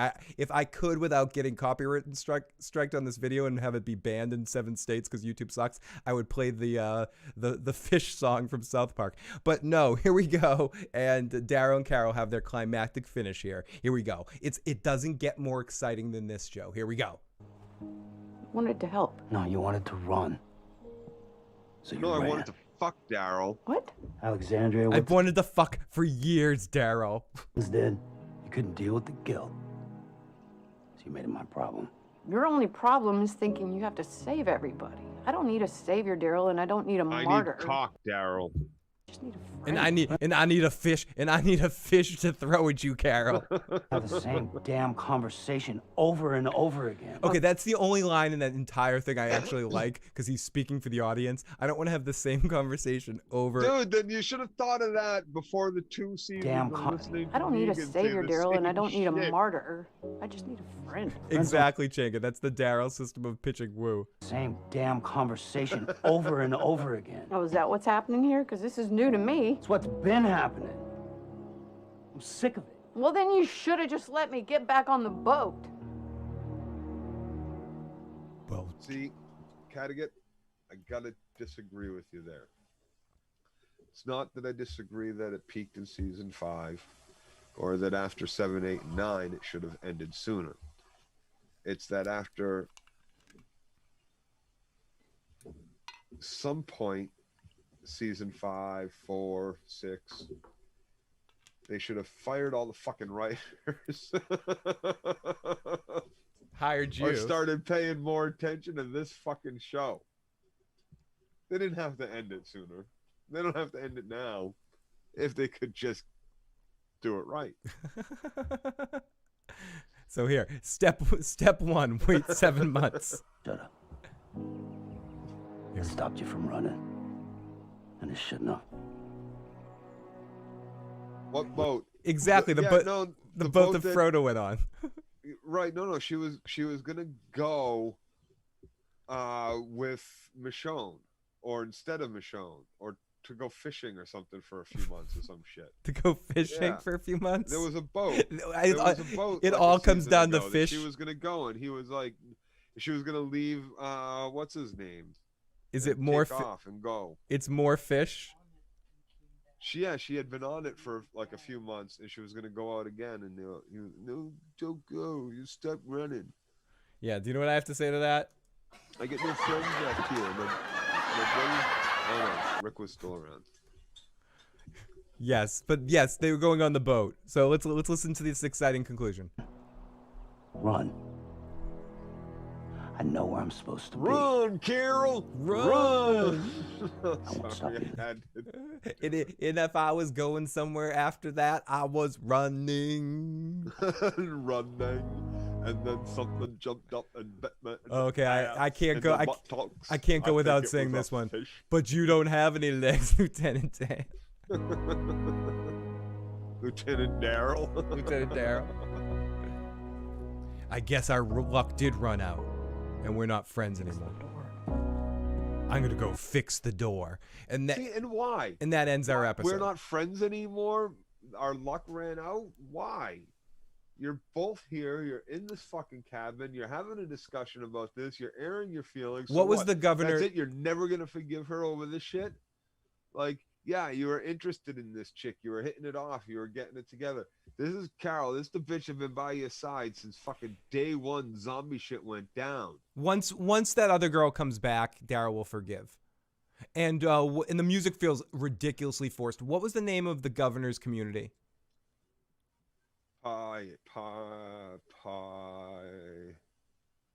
Pineville, Plainville. Governor's town. What was that? Plainville, Pleasantville, Plainridge. You're gonna get there. Keep going. Keep going. Let's play. Let's play.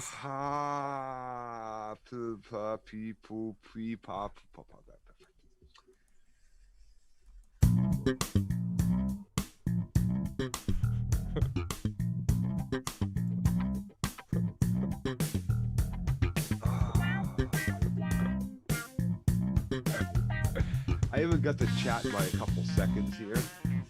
No, the chat hasn't said it yet. No, I know. I'm trying to get it before it shows up. Oh, now he's gonna look it up on his phone. I'm not looking it up. Oh, Wood something says Jordy the Woodbury. Yes, Woodbury. Jordy the Jedi wins the award. Always Jordy's the smartest guy in the ship. Thank you, Jordy. And thank you, Horror Claus. And thank you, Santivia. Jordy, you gave me the hint I needed to finish it off. He gave you the whole thing. Kanga got it. Yeah, he did, basically. He gave you. I was so off. Peepaw Pine Barrens, Poopy, Plainville. But you couldn't get past the Plainville. Twin Pines Mall. Oh, Mall at the Pine. That was stuck in your head. Okay, so that's the end of our episode of The Walking Dead. A very unmemorable episode of The Walking Dead. As I mentioned before, Nobody bad. knows where the Twin Pines Mall is, do they? Or what it's from. Good, bad, indifferent. I feel like sort of a forgettable, could have been a B story episode of The Walking Dead. and yeah, Joe, what, do you have any? Not, I wouldn't say final. We're not going to end right now. We're going to take a couple of chat questions, but. Any final thoughts just before we can just wipe our butts with this episode on this particular episode? I have nothing more to say about this episode. Okay, so I want to ask you a bigger question about, and unfortunately we're going to keep this about The Walking Dead a little bit. How do you want to see this series end? Like legitimately? No, Phil. I want to see it end exactly how we described it to be, or you started it, and I finished that off. That shit, season 2 opener. I want the season 2 opener, and I'll tell you why. Because honestly, I feel like that's when, right? That's the start of it all, right? The season 1. And those 6 episodes, or 8 episodes, whatever it was, 6 episodes, were really good. And they got our group together, and they got they left Merle on the rooftop and some shit went down and this and that and the other thing. And they got to the farm and the farm explodes, right? But that season 2 opener where they make their way into the house, their unit, their family, it's almost perfect. That scene is almost perfect, right? And if you can kill off everybody or have them back on the run at the end and just silent and in that house and like right down to like Daryl kicks open a fucking door and shoots a bird. One of those 2 little kids, either Carl's sister there, Judith, or Maggie's son, starts to crack open a fucking dog food, right? And one of them takes it out of their hands and says, "No, don't eat that." Like, we've got corn. like just to me, that right there is a perfect ending for the series. Right. You want to see it end simple, focused on some of our main characters that are left in a simple kind of moment, like the end of Star Trek Next Generation when they're all playing fucking Pinochle at the end, or even Weeds when they're all just sitting there smoking a joint at the end, looking at the camera. Just kind of like. But it's even more than that because it's everything that's been lost. Like I said, again, whatever community they're in, whoever is around at the time that's not this core group of basically what I want is Daryl, Carol, Maggie, Michonne, Rick, 2 kids, and right? Rick. And Rick, right. Is there anybody else really? I don't think so. Aaron can come. Maybe Eugene. Right? Aaron, Eugene, and Gabriel can come if he's alive. Right, they've been around kind of long enough, but even if those 3 also die, right, so we can feel it enough in like the last episode or culminating episodes, right, and it's just this small group in that silent episode, right, because it's this full circle kind of thing. Like that's how it starts. I wouldn't mind if they get on this fucking journey. I wouldn't even mind if it was just even scaled down to the kids, Rick, Maggie, Michonne, not even Michonne, like Rick, Maggie, Daryl, Carol, and the kids, like just any of our originals, like season 1, as many season 1 people. Let's take a couple of chats before we start to call this a night. They should be doing better at this point if they're going to be doing a spin-off to Celebrity Bikini. Do you think zombies will make a good compost or they'll tame this way? Okay, here's a question. Ahmed says, Phil and Joe, what are your thoughts on zombie fatigue? Do you think that vampire movies might make a comeback with the upcoming Blade movie? It depends on the type of vampire movie. Here's my thing. I didn't watch any of the Twilight movies. I didn't even watch a second of it. But you watched Buffy. I watched Buffy. I watched Buffy the Vampire Slayer. You watched Angel series. I watched Angel. I watched Charmed. I'm not immune to vampires. I'm just saying I didn't watch any of the Twilight. I watched Interview with the Vampire. I watched all the Dracula fucking movies. I like vampires. I watched fucking Lost Boys, right? 100,000 fucking times, right? Go Frog Brothers. The Frog Twins, brothers? I don't know. It's been a long time since I watched that movie. Anyway, it depends on the type of vampire shit they want to start bringing back. As far as it... Something that, although... vampires can be scary shit, I don't think it's along the same vein as... I think more people can see zombies happening. Right? Like, just any kind of apocalypse happening over vampires. Right, but vampires are a little bit more of a mythical creature kind of thing rather than the actual rising of the dead of humans. Being... Like, as far as, do I want to meet a zombie or do I want to meet a vampire? I'd rather not want to eat meat either. I'd rather meet a vampire as long as he's not eating me. Maybe take a little nibble. I already don't like daytime. I work nights. Yeah, no, but like look how pale I am. That's if you can That's if you can get the vampire to turn you, not eat you. I would rather face a zombie or just half turn me and ghoul me or some shit. Yeah, from dusk till dawn vampires. Oh my god, that'd be horrible. And will you become a zombie for being a tomato? Oh, fucking chat's cracking me up. I think we need some creative new monsters. Kind of tired of the classic monster rehashes, says Bloody Talker.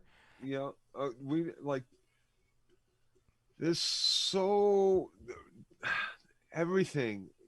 Who here has watched Coming to America? You saw that? You watched the new one? Yeah, I liked it. Okay, I did too. And they even in that movie there's that scene. Spoiler alert, everyone. Where, I love classic American cinema. What are you talking about? They just remake everything. Unless you like superhero movies or remakes and reboots, there's nothing new coming out of Hollywood. I think we're watching basically a remake slash reboot,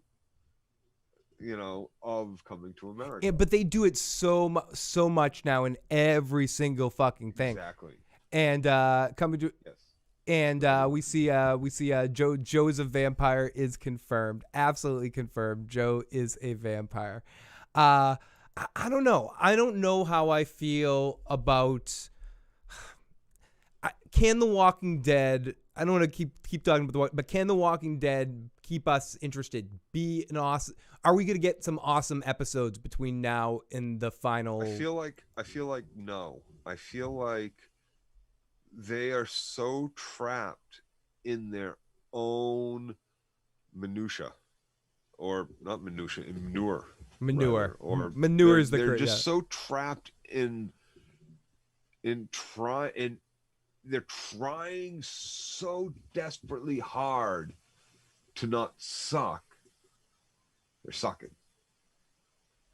Does that make sense? Yeah. I think I would go as far to say they're trying so hard to be special. They're sucking instead of just giving us some raw zombie fun action, putting some characters at risk. And you have so many characters now, and you've announced the end of the series, so it's time to just start killing some of these useless fucking turds of hollow characters off and narrow it down to the characters you give a shit about. And then if we're introducing to like new groups, I want to have less characters there so you can see from their perspective instead of all these fragmented groups of characters I don't even give a shit about.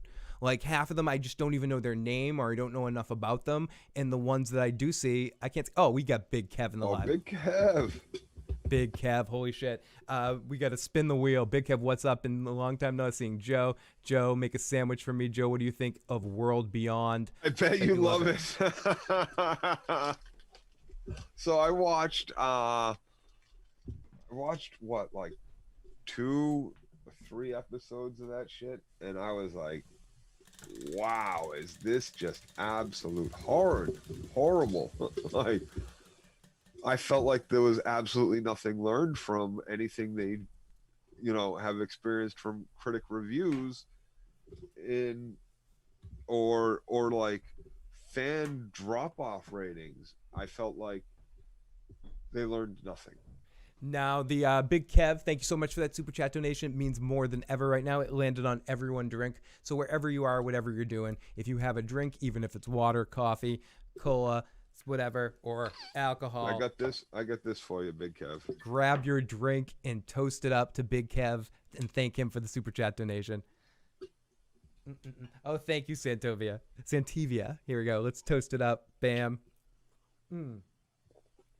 A few seconds because I'm not going to have you on the whole stream. Oh my goodness. Oh golly. I was just going to change the subject and ask you about a completely different thing. So you don't think we're going to get any good episodes of The Walking Dead? It's not that I don't think we're going to get any good episodes of The Walking Dead. Like I said, I really like the beta killing episode. Mm-hmm. Do you think the I Am Negan episode that we get at the end of this season, which is the season finale, is shaping up to be the only good episode we're going to get this season?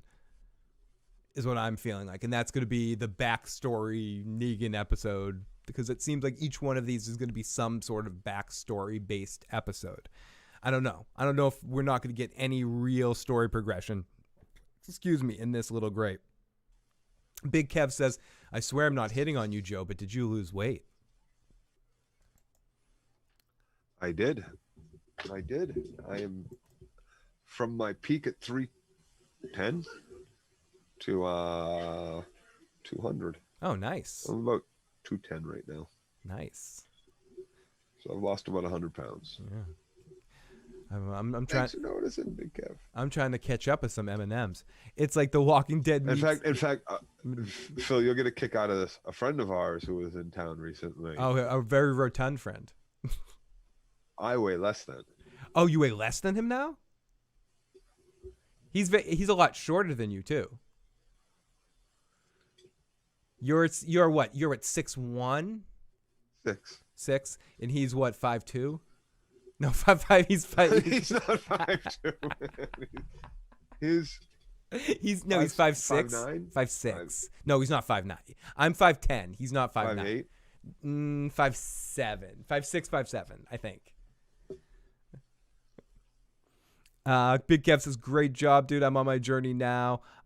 Bliss, I have hopes for season 11 too. I'm hoping that we get a handful of decent episodes what I'm hoping for, and I could be completely naive, and I probably am, is that when they have a direction to finish the season off, and they actually are heading towards a point for the first time in forever, The Walking Dead has an actual conclusive end point that they want to get to. So maybe it might feel good getting to there. Like it might feel different and have some sense of stakes. So that's my question for you. Do you feel that they have a storyboard on the wall, or not necessarily a storyboard, but at least an outline or an end point that they want to get? Like, you know how when Dan and Dave sat down with George, and they knew they were going to get to the end of George's material, but George said, listen, anything after that needs to reach this end point. Do you think they've sat in a room and said, whatever we do between here and there, this is how we're going to I end? guess, I mean, my question, and this is more to the people that have actually finished and concluded the graphic novel series, and I guess without spoiling, but do you care too much? Because it could be completely different. I don't. I have no idea what so it is, but if I'll you eventually read it. If you do care about it, then I would say now is the time to shut off the video, because I'm going to ask the chat if anyone actually knows it. Do the comics end at a conclusive point that they could do in the show? Does it end at a point where they get a cure, or the walkers take over the world, or does it actually end at a conclusive point? And maybe someone if no one in or is it open-ended? They sit down and start eating onion rings, and life goes on. And it's don't stop, believe. Is it something like that? And the book just ends. I mean, Is that the song that was playing in the background? Yes, it was. Absolutely. Okay. I'm sure it was, but like, I don't remember that specifically. I'm glad you do. I haven't watched Big Brother. What it was. I haven't watched Big Brother Brazil, but I did watch some part of The Circle Brazil. And good job, Joe. You look good too, Cattigat says. And oh my God, Big Kev. Thank you so much, Big Kev. The super chats mean so fucking much, buddy. I'll spin the wheel for you again. Do you think that Rick will be on the last episode before the movies? I do think Rick will make another guest appearance. Are the movies definitely after the I don't series? know. I think the Rick Grimes movie, if I'm being completely honest, I don't think so. I think the Rick Grimes movie will be in the middle of the season. We'll be like, we'll get 12 episodes, then we'll get the Rick Grimes movie, and then we'll get 12 more episodes. That's what I'm thinking, Phil. I'm thinking those movies will be bridge. Will be during an off season to get us pumped for the final 12 episodes where Rick will be brought. Those movies will be the catalyst to bring Rick back into the fold. I would agree. There'll be like 2 hours of the adventures of Rick culminated with reunion or some shit. Somehow it's landing on drink every time it says both of us take a shot too. So I guess it's one more. Oh, it's because of the way you're holding it, man. You gotta put that shit on flat ground. It's tough. Take the fucking weight off the back. Joe, you've been in this room. You know there's no flat ground in here. You know clearly that's. I thought my old town fucking apartment was wavy, dude. That shit was way fucking worse, dude. I had a duct. I don't know how you're not like I had to duct tape the wheels of the chair because they kept rolling backwards. I buy that. I did. I totally duct taped it up. And that's the thing they don't answer about the cure. Okay, so Cattigat says that's the thing they don't answer about a cure. So it ends in a very sort of vague spot. So I guess a quick straw poll. Well, here's the thing. Does it? Okay, so here's the thing. A vaccine doesn't work. Keep talking. I'll be right back.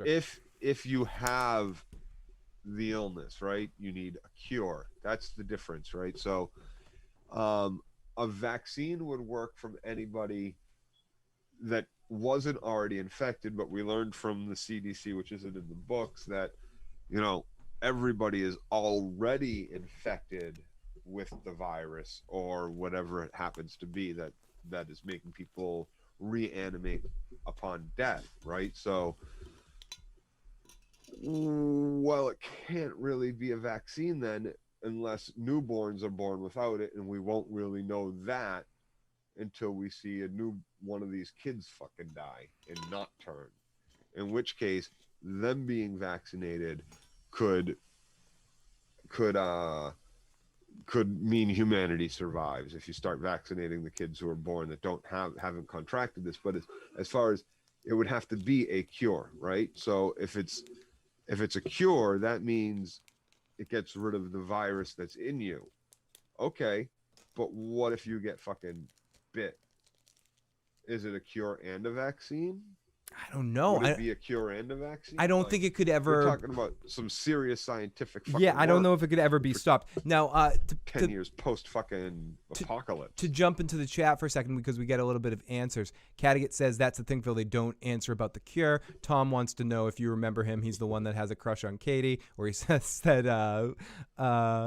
Or actually, I think he's confusing you and me because he's calling Katie your wife. Tell Joe I'm the guy that has the hots for your wife. But no. Everybody's got the hots for my wife, so that's not going to make you stand out. Yeah, that's not. Tom himself, himself will always stand out. You are your own man, in spite of who you love. We'll put him on the list on the Katie fan club. Dude, how many times?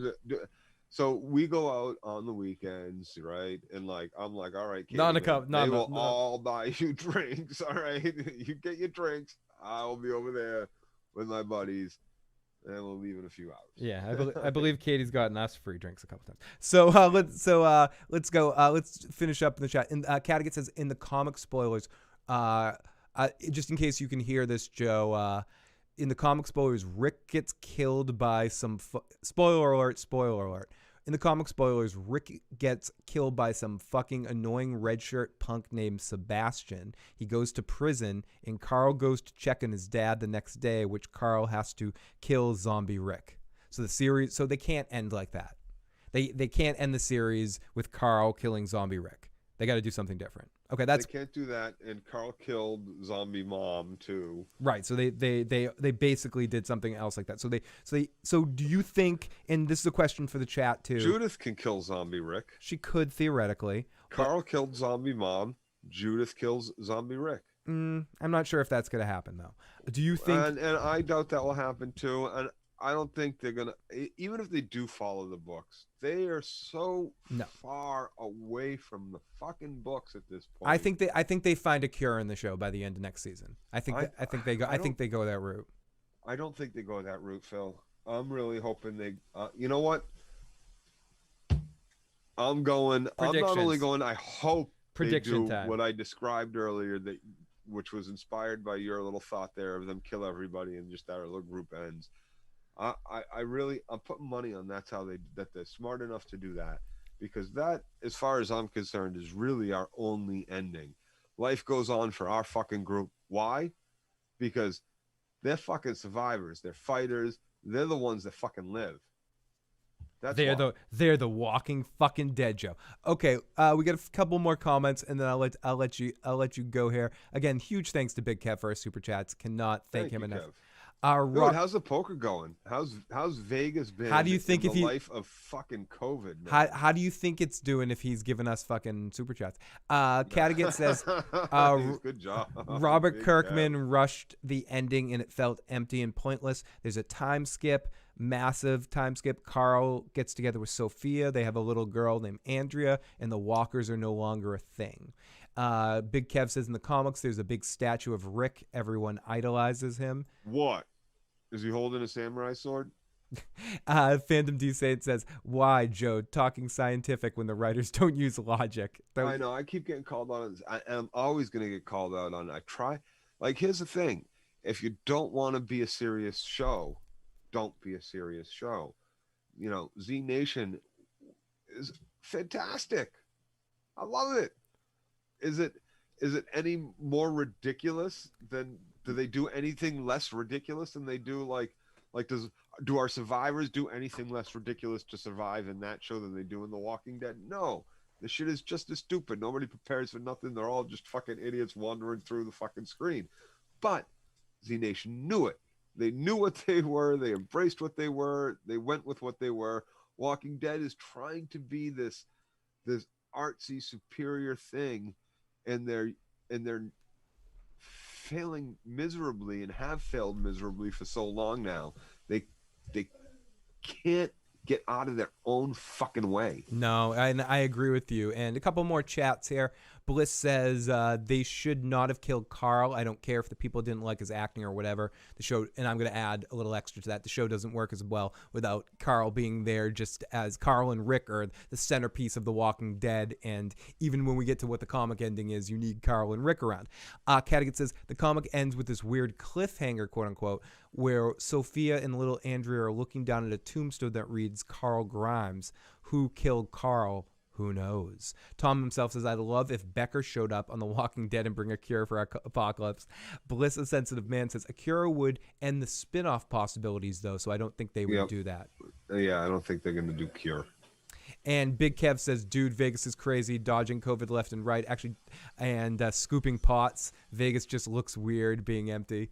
And I like 3 weeks ago, I looked at Katie. I had like 3 days off, and I was like, I am hitting the Encore in Boston. No poker. I'm going to play poker because they said that, you know, hours got lifted. Oh, the poker room's open now? No, they closed. The poker room was not open. They expanded because they needed more table space for social distancing. So I think they took that poker room away to put more tables up there so they could give the table games more room.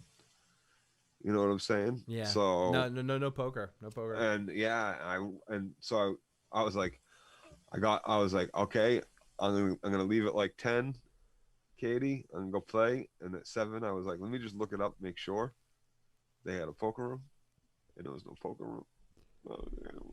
It's a sad Joe emoji. And I was gonna go play some fucking. Cats. I was gonna go play. I was gonna go play for fucking hours, dude. I was gonna go run that shit. I was in the total fucking frame of mind, dude. I was there. I was there I was in Vegas right in this time last year, like mid-March last year, right as everything hit and right as Vegas was emptying. And even then, seeing it, I was there March 11th through 15th. And it was completely empty. It was crazy. Holy shit, we got Lola in the live chat, the lovely Lola. Make sure you check out Lola's channel if you haven't already. And Cattigat says killing Carl was dumb. We've got 12:27. We've got about 10 more minutes here, and then we will call this a live stream. Five or 10 more minutes. You got that in you, Joe? Answer a few more questions. Oh yeah, I'm in it. I'm in it to win it. Joe's in it to. All in, baby. Joe's in it to win it all in. Other couple. To snap an early 2000s phrase. All in. Whatever other random phrases you can come up with. A couple more drinks and a couple more toasts to Big Kev. Wanna win a chicken dinner, baby.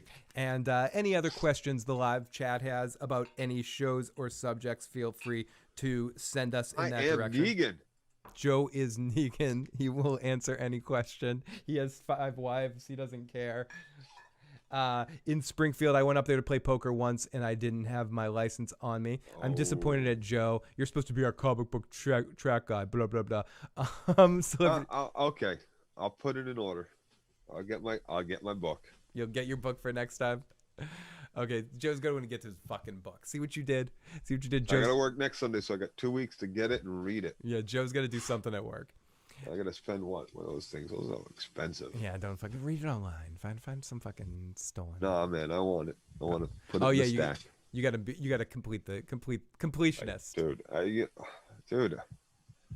got my things. Yeah. Okay. No, you are Papa Boy Larry's son. You need the completion. Need the set.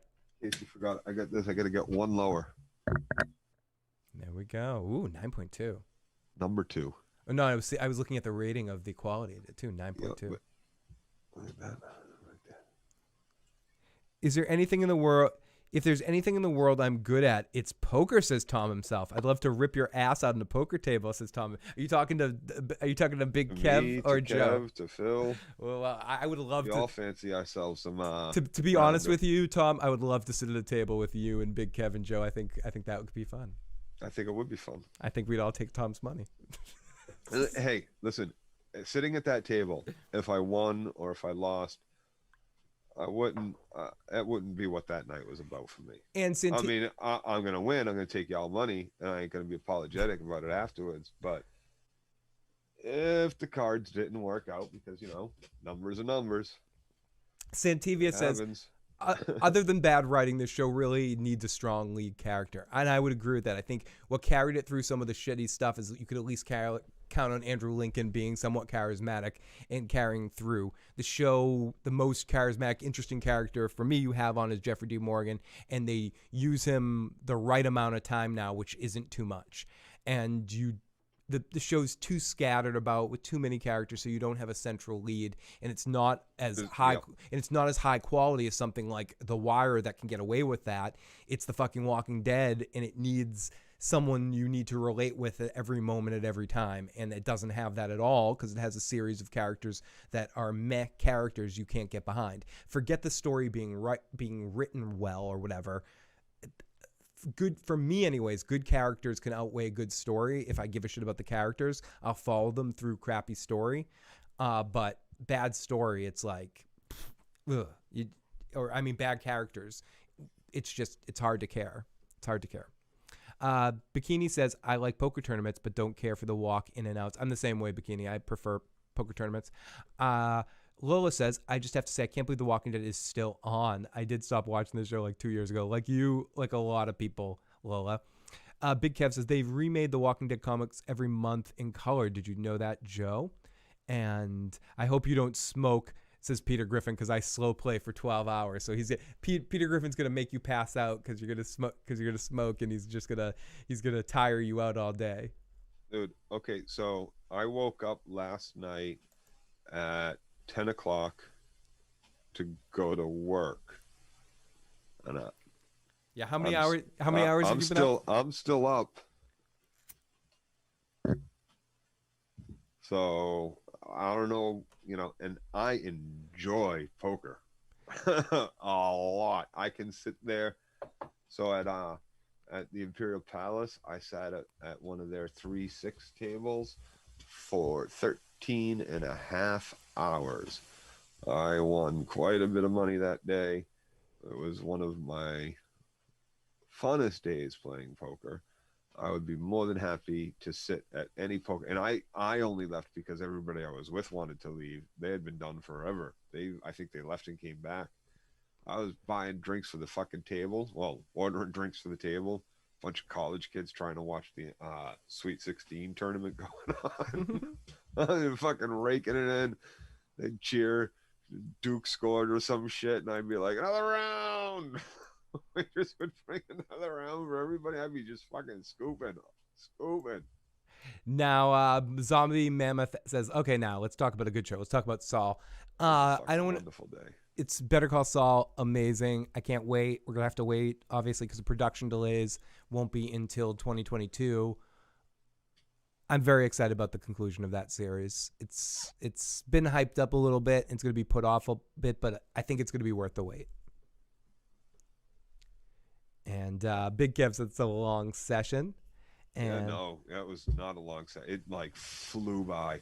I did like that same week. I did 6 hours at a 1-2 no limit at the Plaza. Again, only leaving because everybody else wanted to go.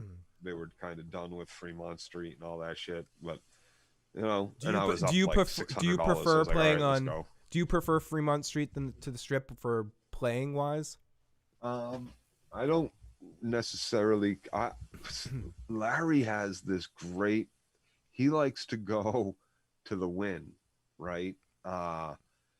In the early spring, late spring, summer, right? He'll go to the Wynn, and so Kevin, you want to listen to this, you probably know this, but you go to the Wynn and you go there kind of early in the day, and you sit at one of the higher stake tables, 510 or higher, right? And all those fucking old men, they're only sitting at that fucking table because they're waiting for a tea time at those courses out back. Right? And so they're there to play a couple of fucking hands, throw down some fucking big money, and then go fucking hit some balls. They're not there to play poker cat. They're there to lose their fucking money while they're waiting for their tea times.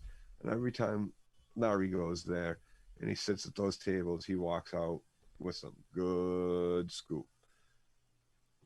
Yeah, you might want to give that a shot. But that's another idea. Me, I don't mind where I play. I didn't particularly like the Luxor. I didn't particularly like, I had the best fucking time at the Westward Ho. 32-ounce fucking margaritas for 99 cents. Ben and I told him, don't put any ice in it. He's like, dude, there's 6 shots of liquor in there. We're like, no, don't put any ice in that, man. He was like, I'll see what I can. He came back. It was just the shots in the mix. No ice. It's fantastic. It tasted so good, man. I think you're onto something on that one, Tom. Joe usually does get beat on River Runners. That does happen. So, oh, God. So what did we learn tonight? If my money's in, Phil, what's it in on? It's in with the best. Usually Joe has his money. Usually, not always. Sometimes you'll catch me, but if I'm putting my money in, there's a nut. There's also a place on Fremont Street that has like the nickel slots, and you can get like the really lots of fun. Yeah. Oh no, that's not on Fremont Street. It's lots of fun. You know the place I'm talking about. Nick likes to go there. It's on Fremont. It's like it has all the nickel slots, and it's like all the old school Vegas waitresses. It's probably like the Golden Nugget, the four Queens. It's not Binion's. No, it's right across from the four Queens. It's like next to Binion's. So it's not the Four Queens and it's not Binion's. California, I think, is just off. It's a much smaller one. Anyways, Cadigan has a question, and let's start to wrap this up. Joe, I love Vegas. Oh, me too. I totally miss it. Joe, what is your final rating for this episode? Don't sugarcoat it. Straight 5. A 5. Because, like I said, there was not the only thing I really have to aside from like the little spat shit, the biggest complaint was that it was just a real slow episode. There was nothing really else to complain about. I didn't see them doing stupid shit. They weren't, like I said, aside from the stupid shit argument of theirs at the end. Joe, it landed on character impression, so do your Daryl Dixon or your Carol impression while you review the rest of this episode. If I had a fish to throw at the screen, throw a fish at the screen for Big Kev. Throw a fish at the camera. Throw a fish at the screen for Big Kev. This is Daryl Dixon one more time. And if you want to make love to your girl, make sure what you do is you end up getting yourself a fish, because that's what you're going to do. This is Daryl Dixon telling you what to do, baby. Okay, here, the dead animal. Do it. Yeah, there's a dead animal. There you go. There you go, Big Kev. Thank you so much for the super chat, Big Kev. I really like that girl.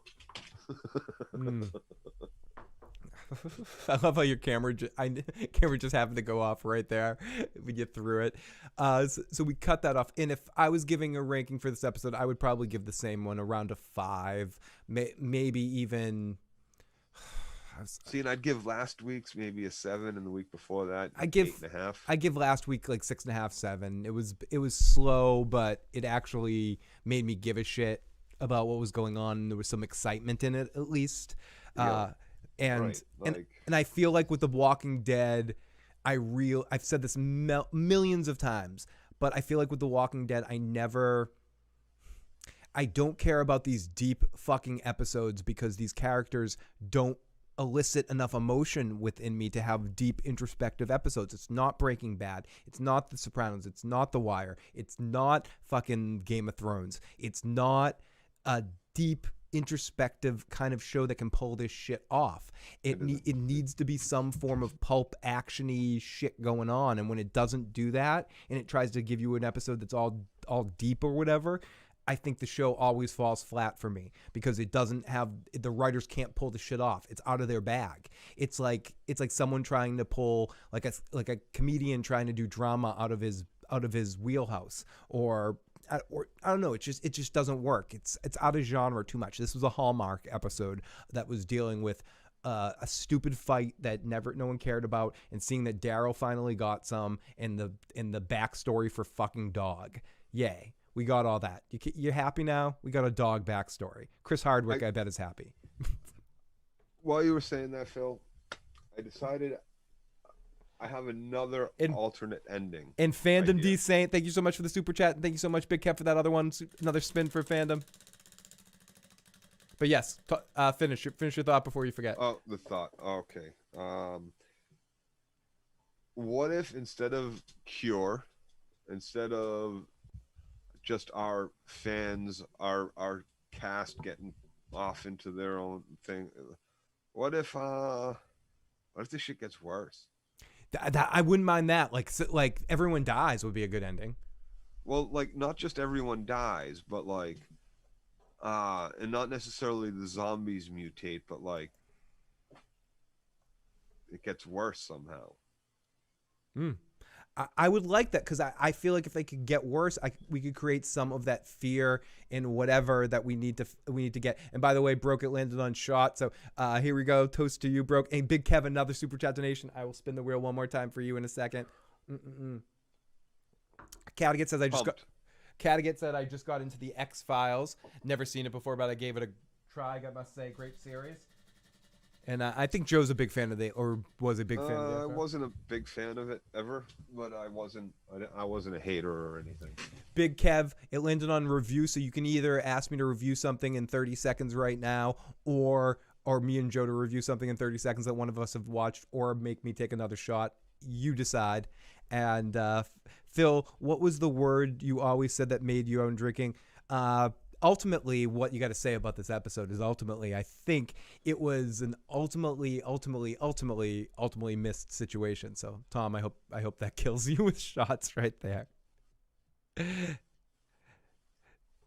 Did it land on play the rest of your play? Oh, you want me to play the rest of my monologue from my play? I played on the other night. I was drunk enough to play some of the sword fight and a little bit of the monologue from the play from the video. It was bad. Is there a zombie apocalypse? Fandom, if you get on review commentary of your choice next time, if we're lucky enough to get into the super chat from you, I will. You can pick review commentary of my play from Joe and I. We'll do a review of what the play was like. He could rip me apart if he remembers. And no, I wouldn't. Okay, there was a lot of good stuff about that play, dude. It was fun. Someone asked us a question that, and we'll definitely talk about that on a different stream. Celebrity Bikini asked, "I'm interested. I would," or who asked it? I saw it before. It might have been Celebrity Bikini, but someone asked us if we were excited about. It was Big Kev. Was it Big Kev? Was one of the super chats? I'm pumped for the Game of Thrones. Are you pumped for? Yeah, and what I want to do. Maybe once The Walking Dead is over, and hopefully, I think Joe's. You said you generally have every other Sunday off. Okay. So on the week that Joe has, the first Sunday that Joe has off after The Walking Dead season is over, we're gonna do a podcast where the two of us talk about the 3 Game of Thrones spinoffs that are coming. We're gonna do a rewatch of Game of Thrones where we recap and review every episode. Again, after we watch it, again, but I do want to do a show talking about the 3 spinoffs, because there's 3 now, and I don't want to get into that too much right now. But I'm excited for them too, and we'll be reviewing and recapping every one of those as they come out. You can do like 160-hour live watch, Phil. A marathon nonstop, just straight. That would be. We'll get stadium buddies and. That would be insane. Big Kev says review the show Full House. Joe would never do that. He hates Bob Saget. I hate Full House, Bob Saget. Absolutely. I hate Full House. Absolutely. Yeah, that's one of your least favorite sitcom shows, isn't it? Ever. Ever. Ever. Ever. So thank you for all the super chats tonight and all the spins. I'm drunk. It's fun. It is fun. It is fun. You guys good got to be back, everybody. Yeah, Thank you for showing up. it's I really, I miss doing this show so much, and I wish I was around every Sunday for it. And I wish there was more. You know, right now the current state of television is really in a fucking shambles, and not just like speaking COVID wise or any shit like that. I'm talking like really honestly. Since Game of Thrones and the first 5 seasons of The Walking Dead, there has been absolutely no quality, great broadcast cable television. Okay, broadcast cable. There has been great streaming shows, but as far as like you're gonna be flipping through your fucking channels and you're gonna wait for your weekly serial shit, like streaming is great and I love it because I can watch all 10 or 15 episodes because the studios and networks are all punk ass pansy fucks who don't want to make 22 episode seasons of shit anymore, right? They give us these watered down fucking horrible fucking season and they give them to us all on one day, and that's fine and I love that, but then they make you wait 364 fucking days or longer most of the time for another 8 sometimes to 6 to 12 episodes. Ozarks. Absolutely ridiculous. I'm talking to you. Give us, you know, fine. You got these short seasons. Put these actors and these writers to work. Put these crews to work. These cameramen to work. These stage designers to work. All these people, put them the fuck back to work. Start making these streaming series every 6 months a season. There's no reason why that can't be done. There's absolutely no reason. And it keeps your fans engaged. It keeps them from having to wait a year, forget everything that they fucking saw. That's one thing I really did like about The Boys. I felt like The Boys season 2 came out really soon after season 1. They kept the momentum. And people were saying... but it didn't. That was still even a year. But it seemed really quick because sometimes we wait like really long. I like Cobra Kai as well.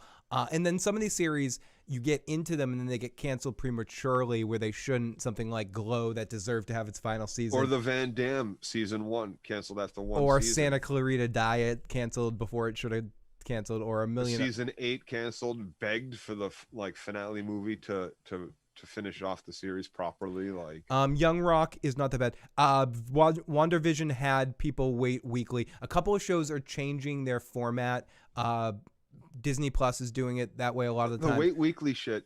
They're making people wait weekly. And Disney and Discovery does it, and that's not cool. If people are paying for the streaming service, you think they should get it all at once? I think they should get it all at once. They're trying to not put people to work. They're trying to maximize profits, and I'm sorry, but you lose people that way. Listen, I would also I have to wait a year. The only show I watch on that CBS is Discovery, so I'm canceled. I'm canceled right now. You're not going to watch the Frasier reboot? Of my fucking money. What? There's going to be a no, Frasier I'm not going to watch. I'm not going to not until Discovery comes around again. When Discovery comes around again, guess what? I'll go get a month for $15. I'll bang Frasier out one day and not have to wait weekly. I'll bang, Discovery out in one day and not have to wait weekly. Or I will have to wait weekly because that's what I'll re-up for, right? But I'll have 2 months to get all my CBS content and then ditch the fucking service again. But if you keep me engaged and you keep my fucking shows coming back every 6 months... No, and I agree with you. What I was going to say was that some series play better with a wait week to week. Like something like WandaVision, like, without getting into it, and this is no spoilers for people that haven't watched it, it set up mysteries or thoughts or analysis from a week to week standpoint. So it was good coming out every week because it gives people a chance to talk about it. I think some shows work better like that. Like, Game of Thrones works like that. Yeah, right? Game of Thrones work, but something like Ozarks, for instance, I just want to binge the fuck out of that. Like, I don't want to wait. I wouldn't want to wait week to week for a show like that. Right. What are you going to go talk about? Like with a show, with a lot of those shows, like there's not too, but then again, if you give people that time to to go to work and give people a week to talk about the episode, that does build hype. No, But and since it helps people like us out too, like like assholes like us that like to talk about shit week to week. It gives us a chance. It's harder to talk about stuff that all comes out binges at once. We had fun talking about Cobra Kai all at once on New Year's Day, and people that like Cobra Kai, if you didn't check that out, Joe and I talked about it the day it came out on New Year's Day. So please check that out if you're a fan of Cobra Kai. It was a lot of fun. But that's a show. If that had come out week to week, I would have liked to talk about each individual one of those episodes and broke them down a little bit deeper. And I would have been more. It would have been interesting. Would I have liked it as much, or do I like binging the fuck out of stuff? It depends the show. It really depends the show. It does kind of depend on the show. I won't disagree with you there. And that's part of the problem, is there hasn't been anything good enough, really good enough. I'm sorry, but that Star Wars shit on Disney isn't good enough. Discovery. You didn't like Mandalorian?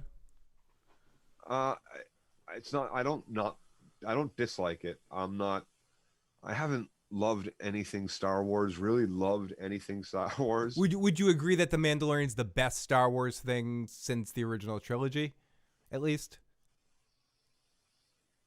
No. Rogue One. You like Rogue One? Yes, a Star Wars story. I really liked that. But that was also one of the original trilogy movies kind of redone, wasn't it? Yeah, in a set, or like a continuation, or like a prequel, whatever. I don't think they've started filming Westworld yet. Better Call Saul would probably be the last show I would argue with you that's on network television. That's a great show. And that really is. There is absolutely nothing on television right now that has the quality of Better Call Saul. That has. Are you a fan? The only other show I've heard argued, and I don't watch it, but I've heard it argued, would be a show like Fargo. Does that count for you? I couldn't get into Fargo season 1. I was like, I just thought it was no. But a lot of people love that show. I can't say one way or the other. I haven't watched it, so I can't speak to it. I loved the movie. Yeah, I love the movie too.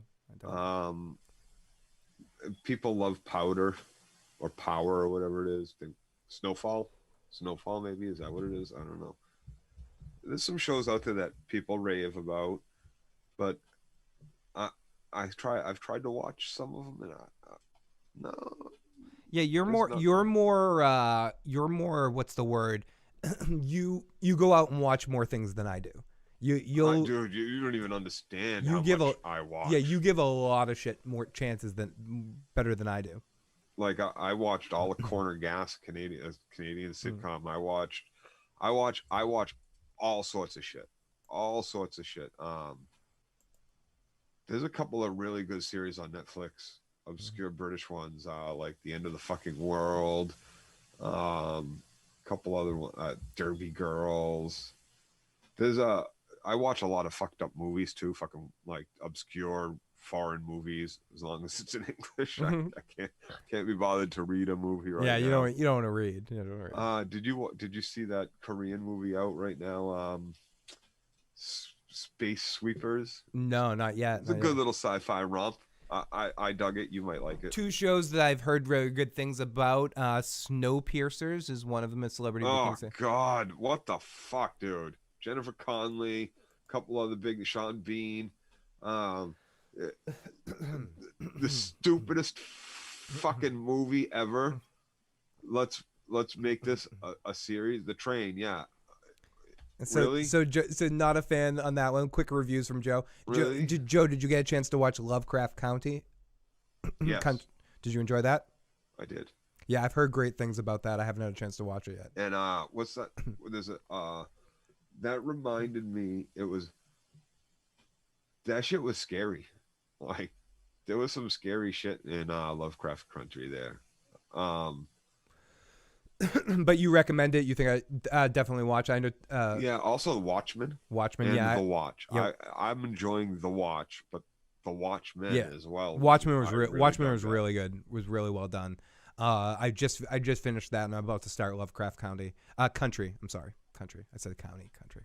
I'm watching American Gods, said Peter Griffin. I hear season 3 is very Season good. 1 was great. I haven't watched any more. I heard season 3 is good. I heard season 2 was a sophomore slump sort of thing, but season 3 was back to form. I saw season 1 too. I haven't seen any more, but I will watch it at some point. Yeah, Schwarzenegger is fucking fantastic in that. Does Joe watch anime? Joe watches some anime. Some, not a lot. Recently I watched like the first half of season 1 of Demon Slayer. I also want to get into was it like Soul Eater or some shit like that, or I forget what they're called. I don't know. A little bit of anime. I don't dislike anime, but I prefer my American style animes, sitcom anime shit like American Dad and. For Family Guy. You also really like that Big Head show, right? I liked season 1 a lot, and then it kind of dropped off for me. I didn't finish up any much of that. You weren't as big of a fan of BoJack as I was. I don't think you. Horrible. Yeah, see, that wasn't your thing. I tried. I watched that one episode. I was out, and then. You kept going on about it for years. I still go on. And I tried again, and I watched like 4 or 5 episodes, 6 episodes. Yeah, it's not your kind of thing. It's awful. It's definitely not your kind of thing. And Ellie, yes, Stranger Things is coming back, and I'm very excited for it. It's almost a year behind on Attack of Titan, says Ian. And those kids. I tried watching a little bit of that too. Nope. Why Joe watches more anime than Phil. I was talking about it before. I think I finally figured out where my... I have Crunchyroll. I do Crunchyroll sometimes. Joe, I figured out where my anime bias comes from. It comes from my introduction to anime was Neck. And Ninja Scrolls and Fists of the North Star and Akira and all this stuff, the like classic anime movies that were really fantastic artwork and some really sick no he showed some sick ones as well.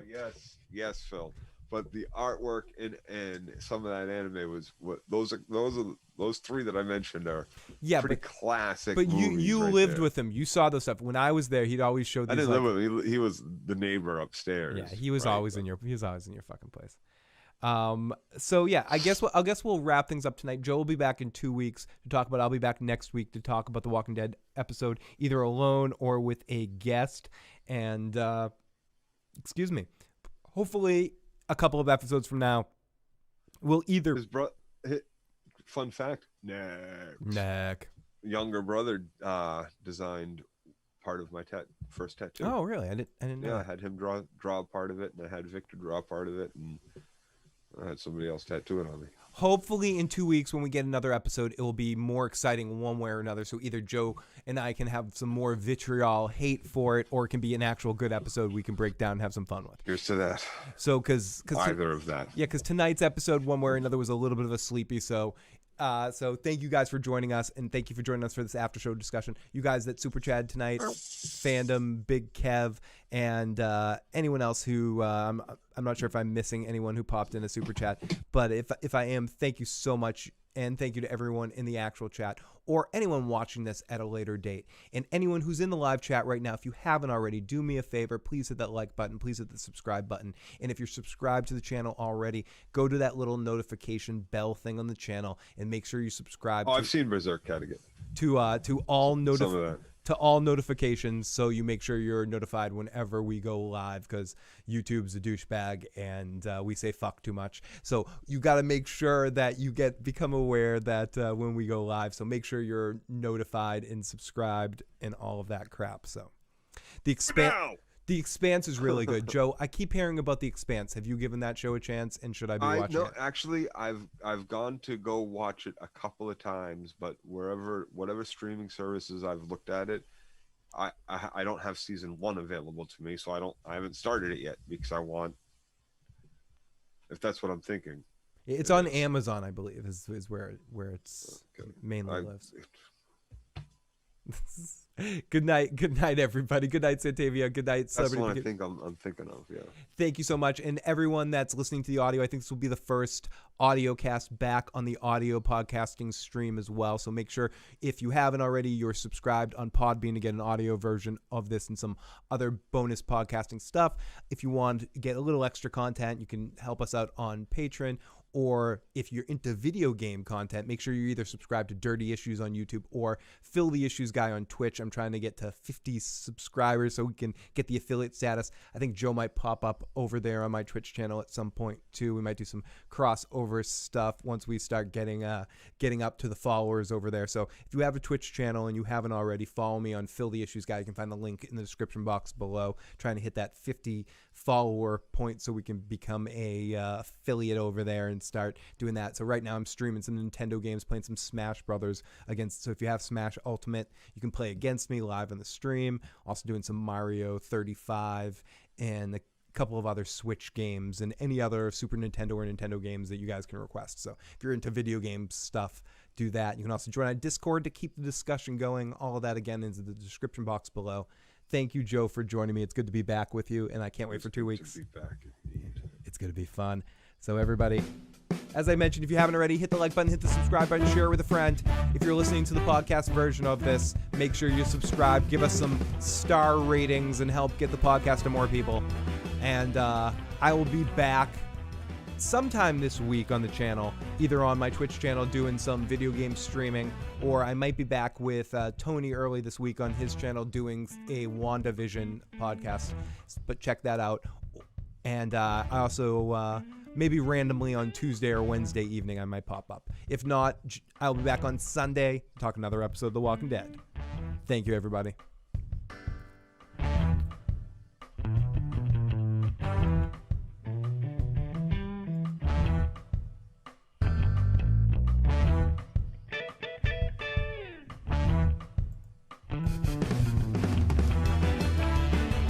One more.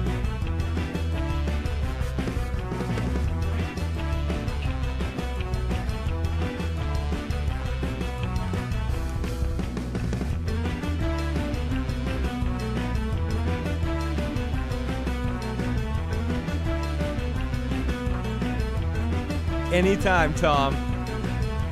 We can always set up a Poker Stars play game. Table. Yeah, and just and trade via Venmo and stuff. Actually, no, completely play money. I mean.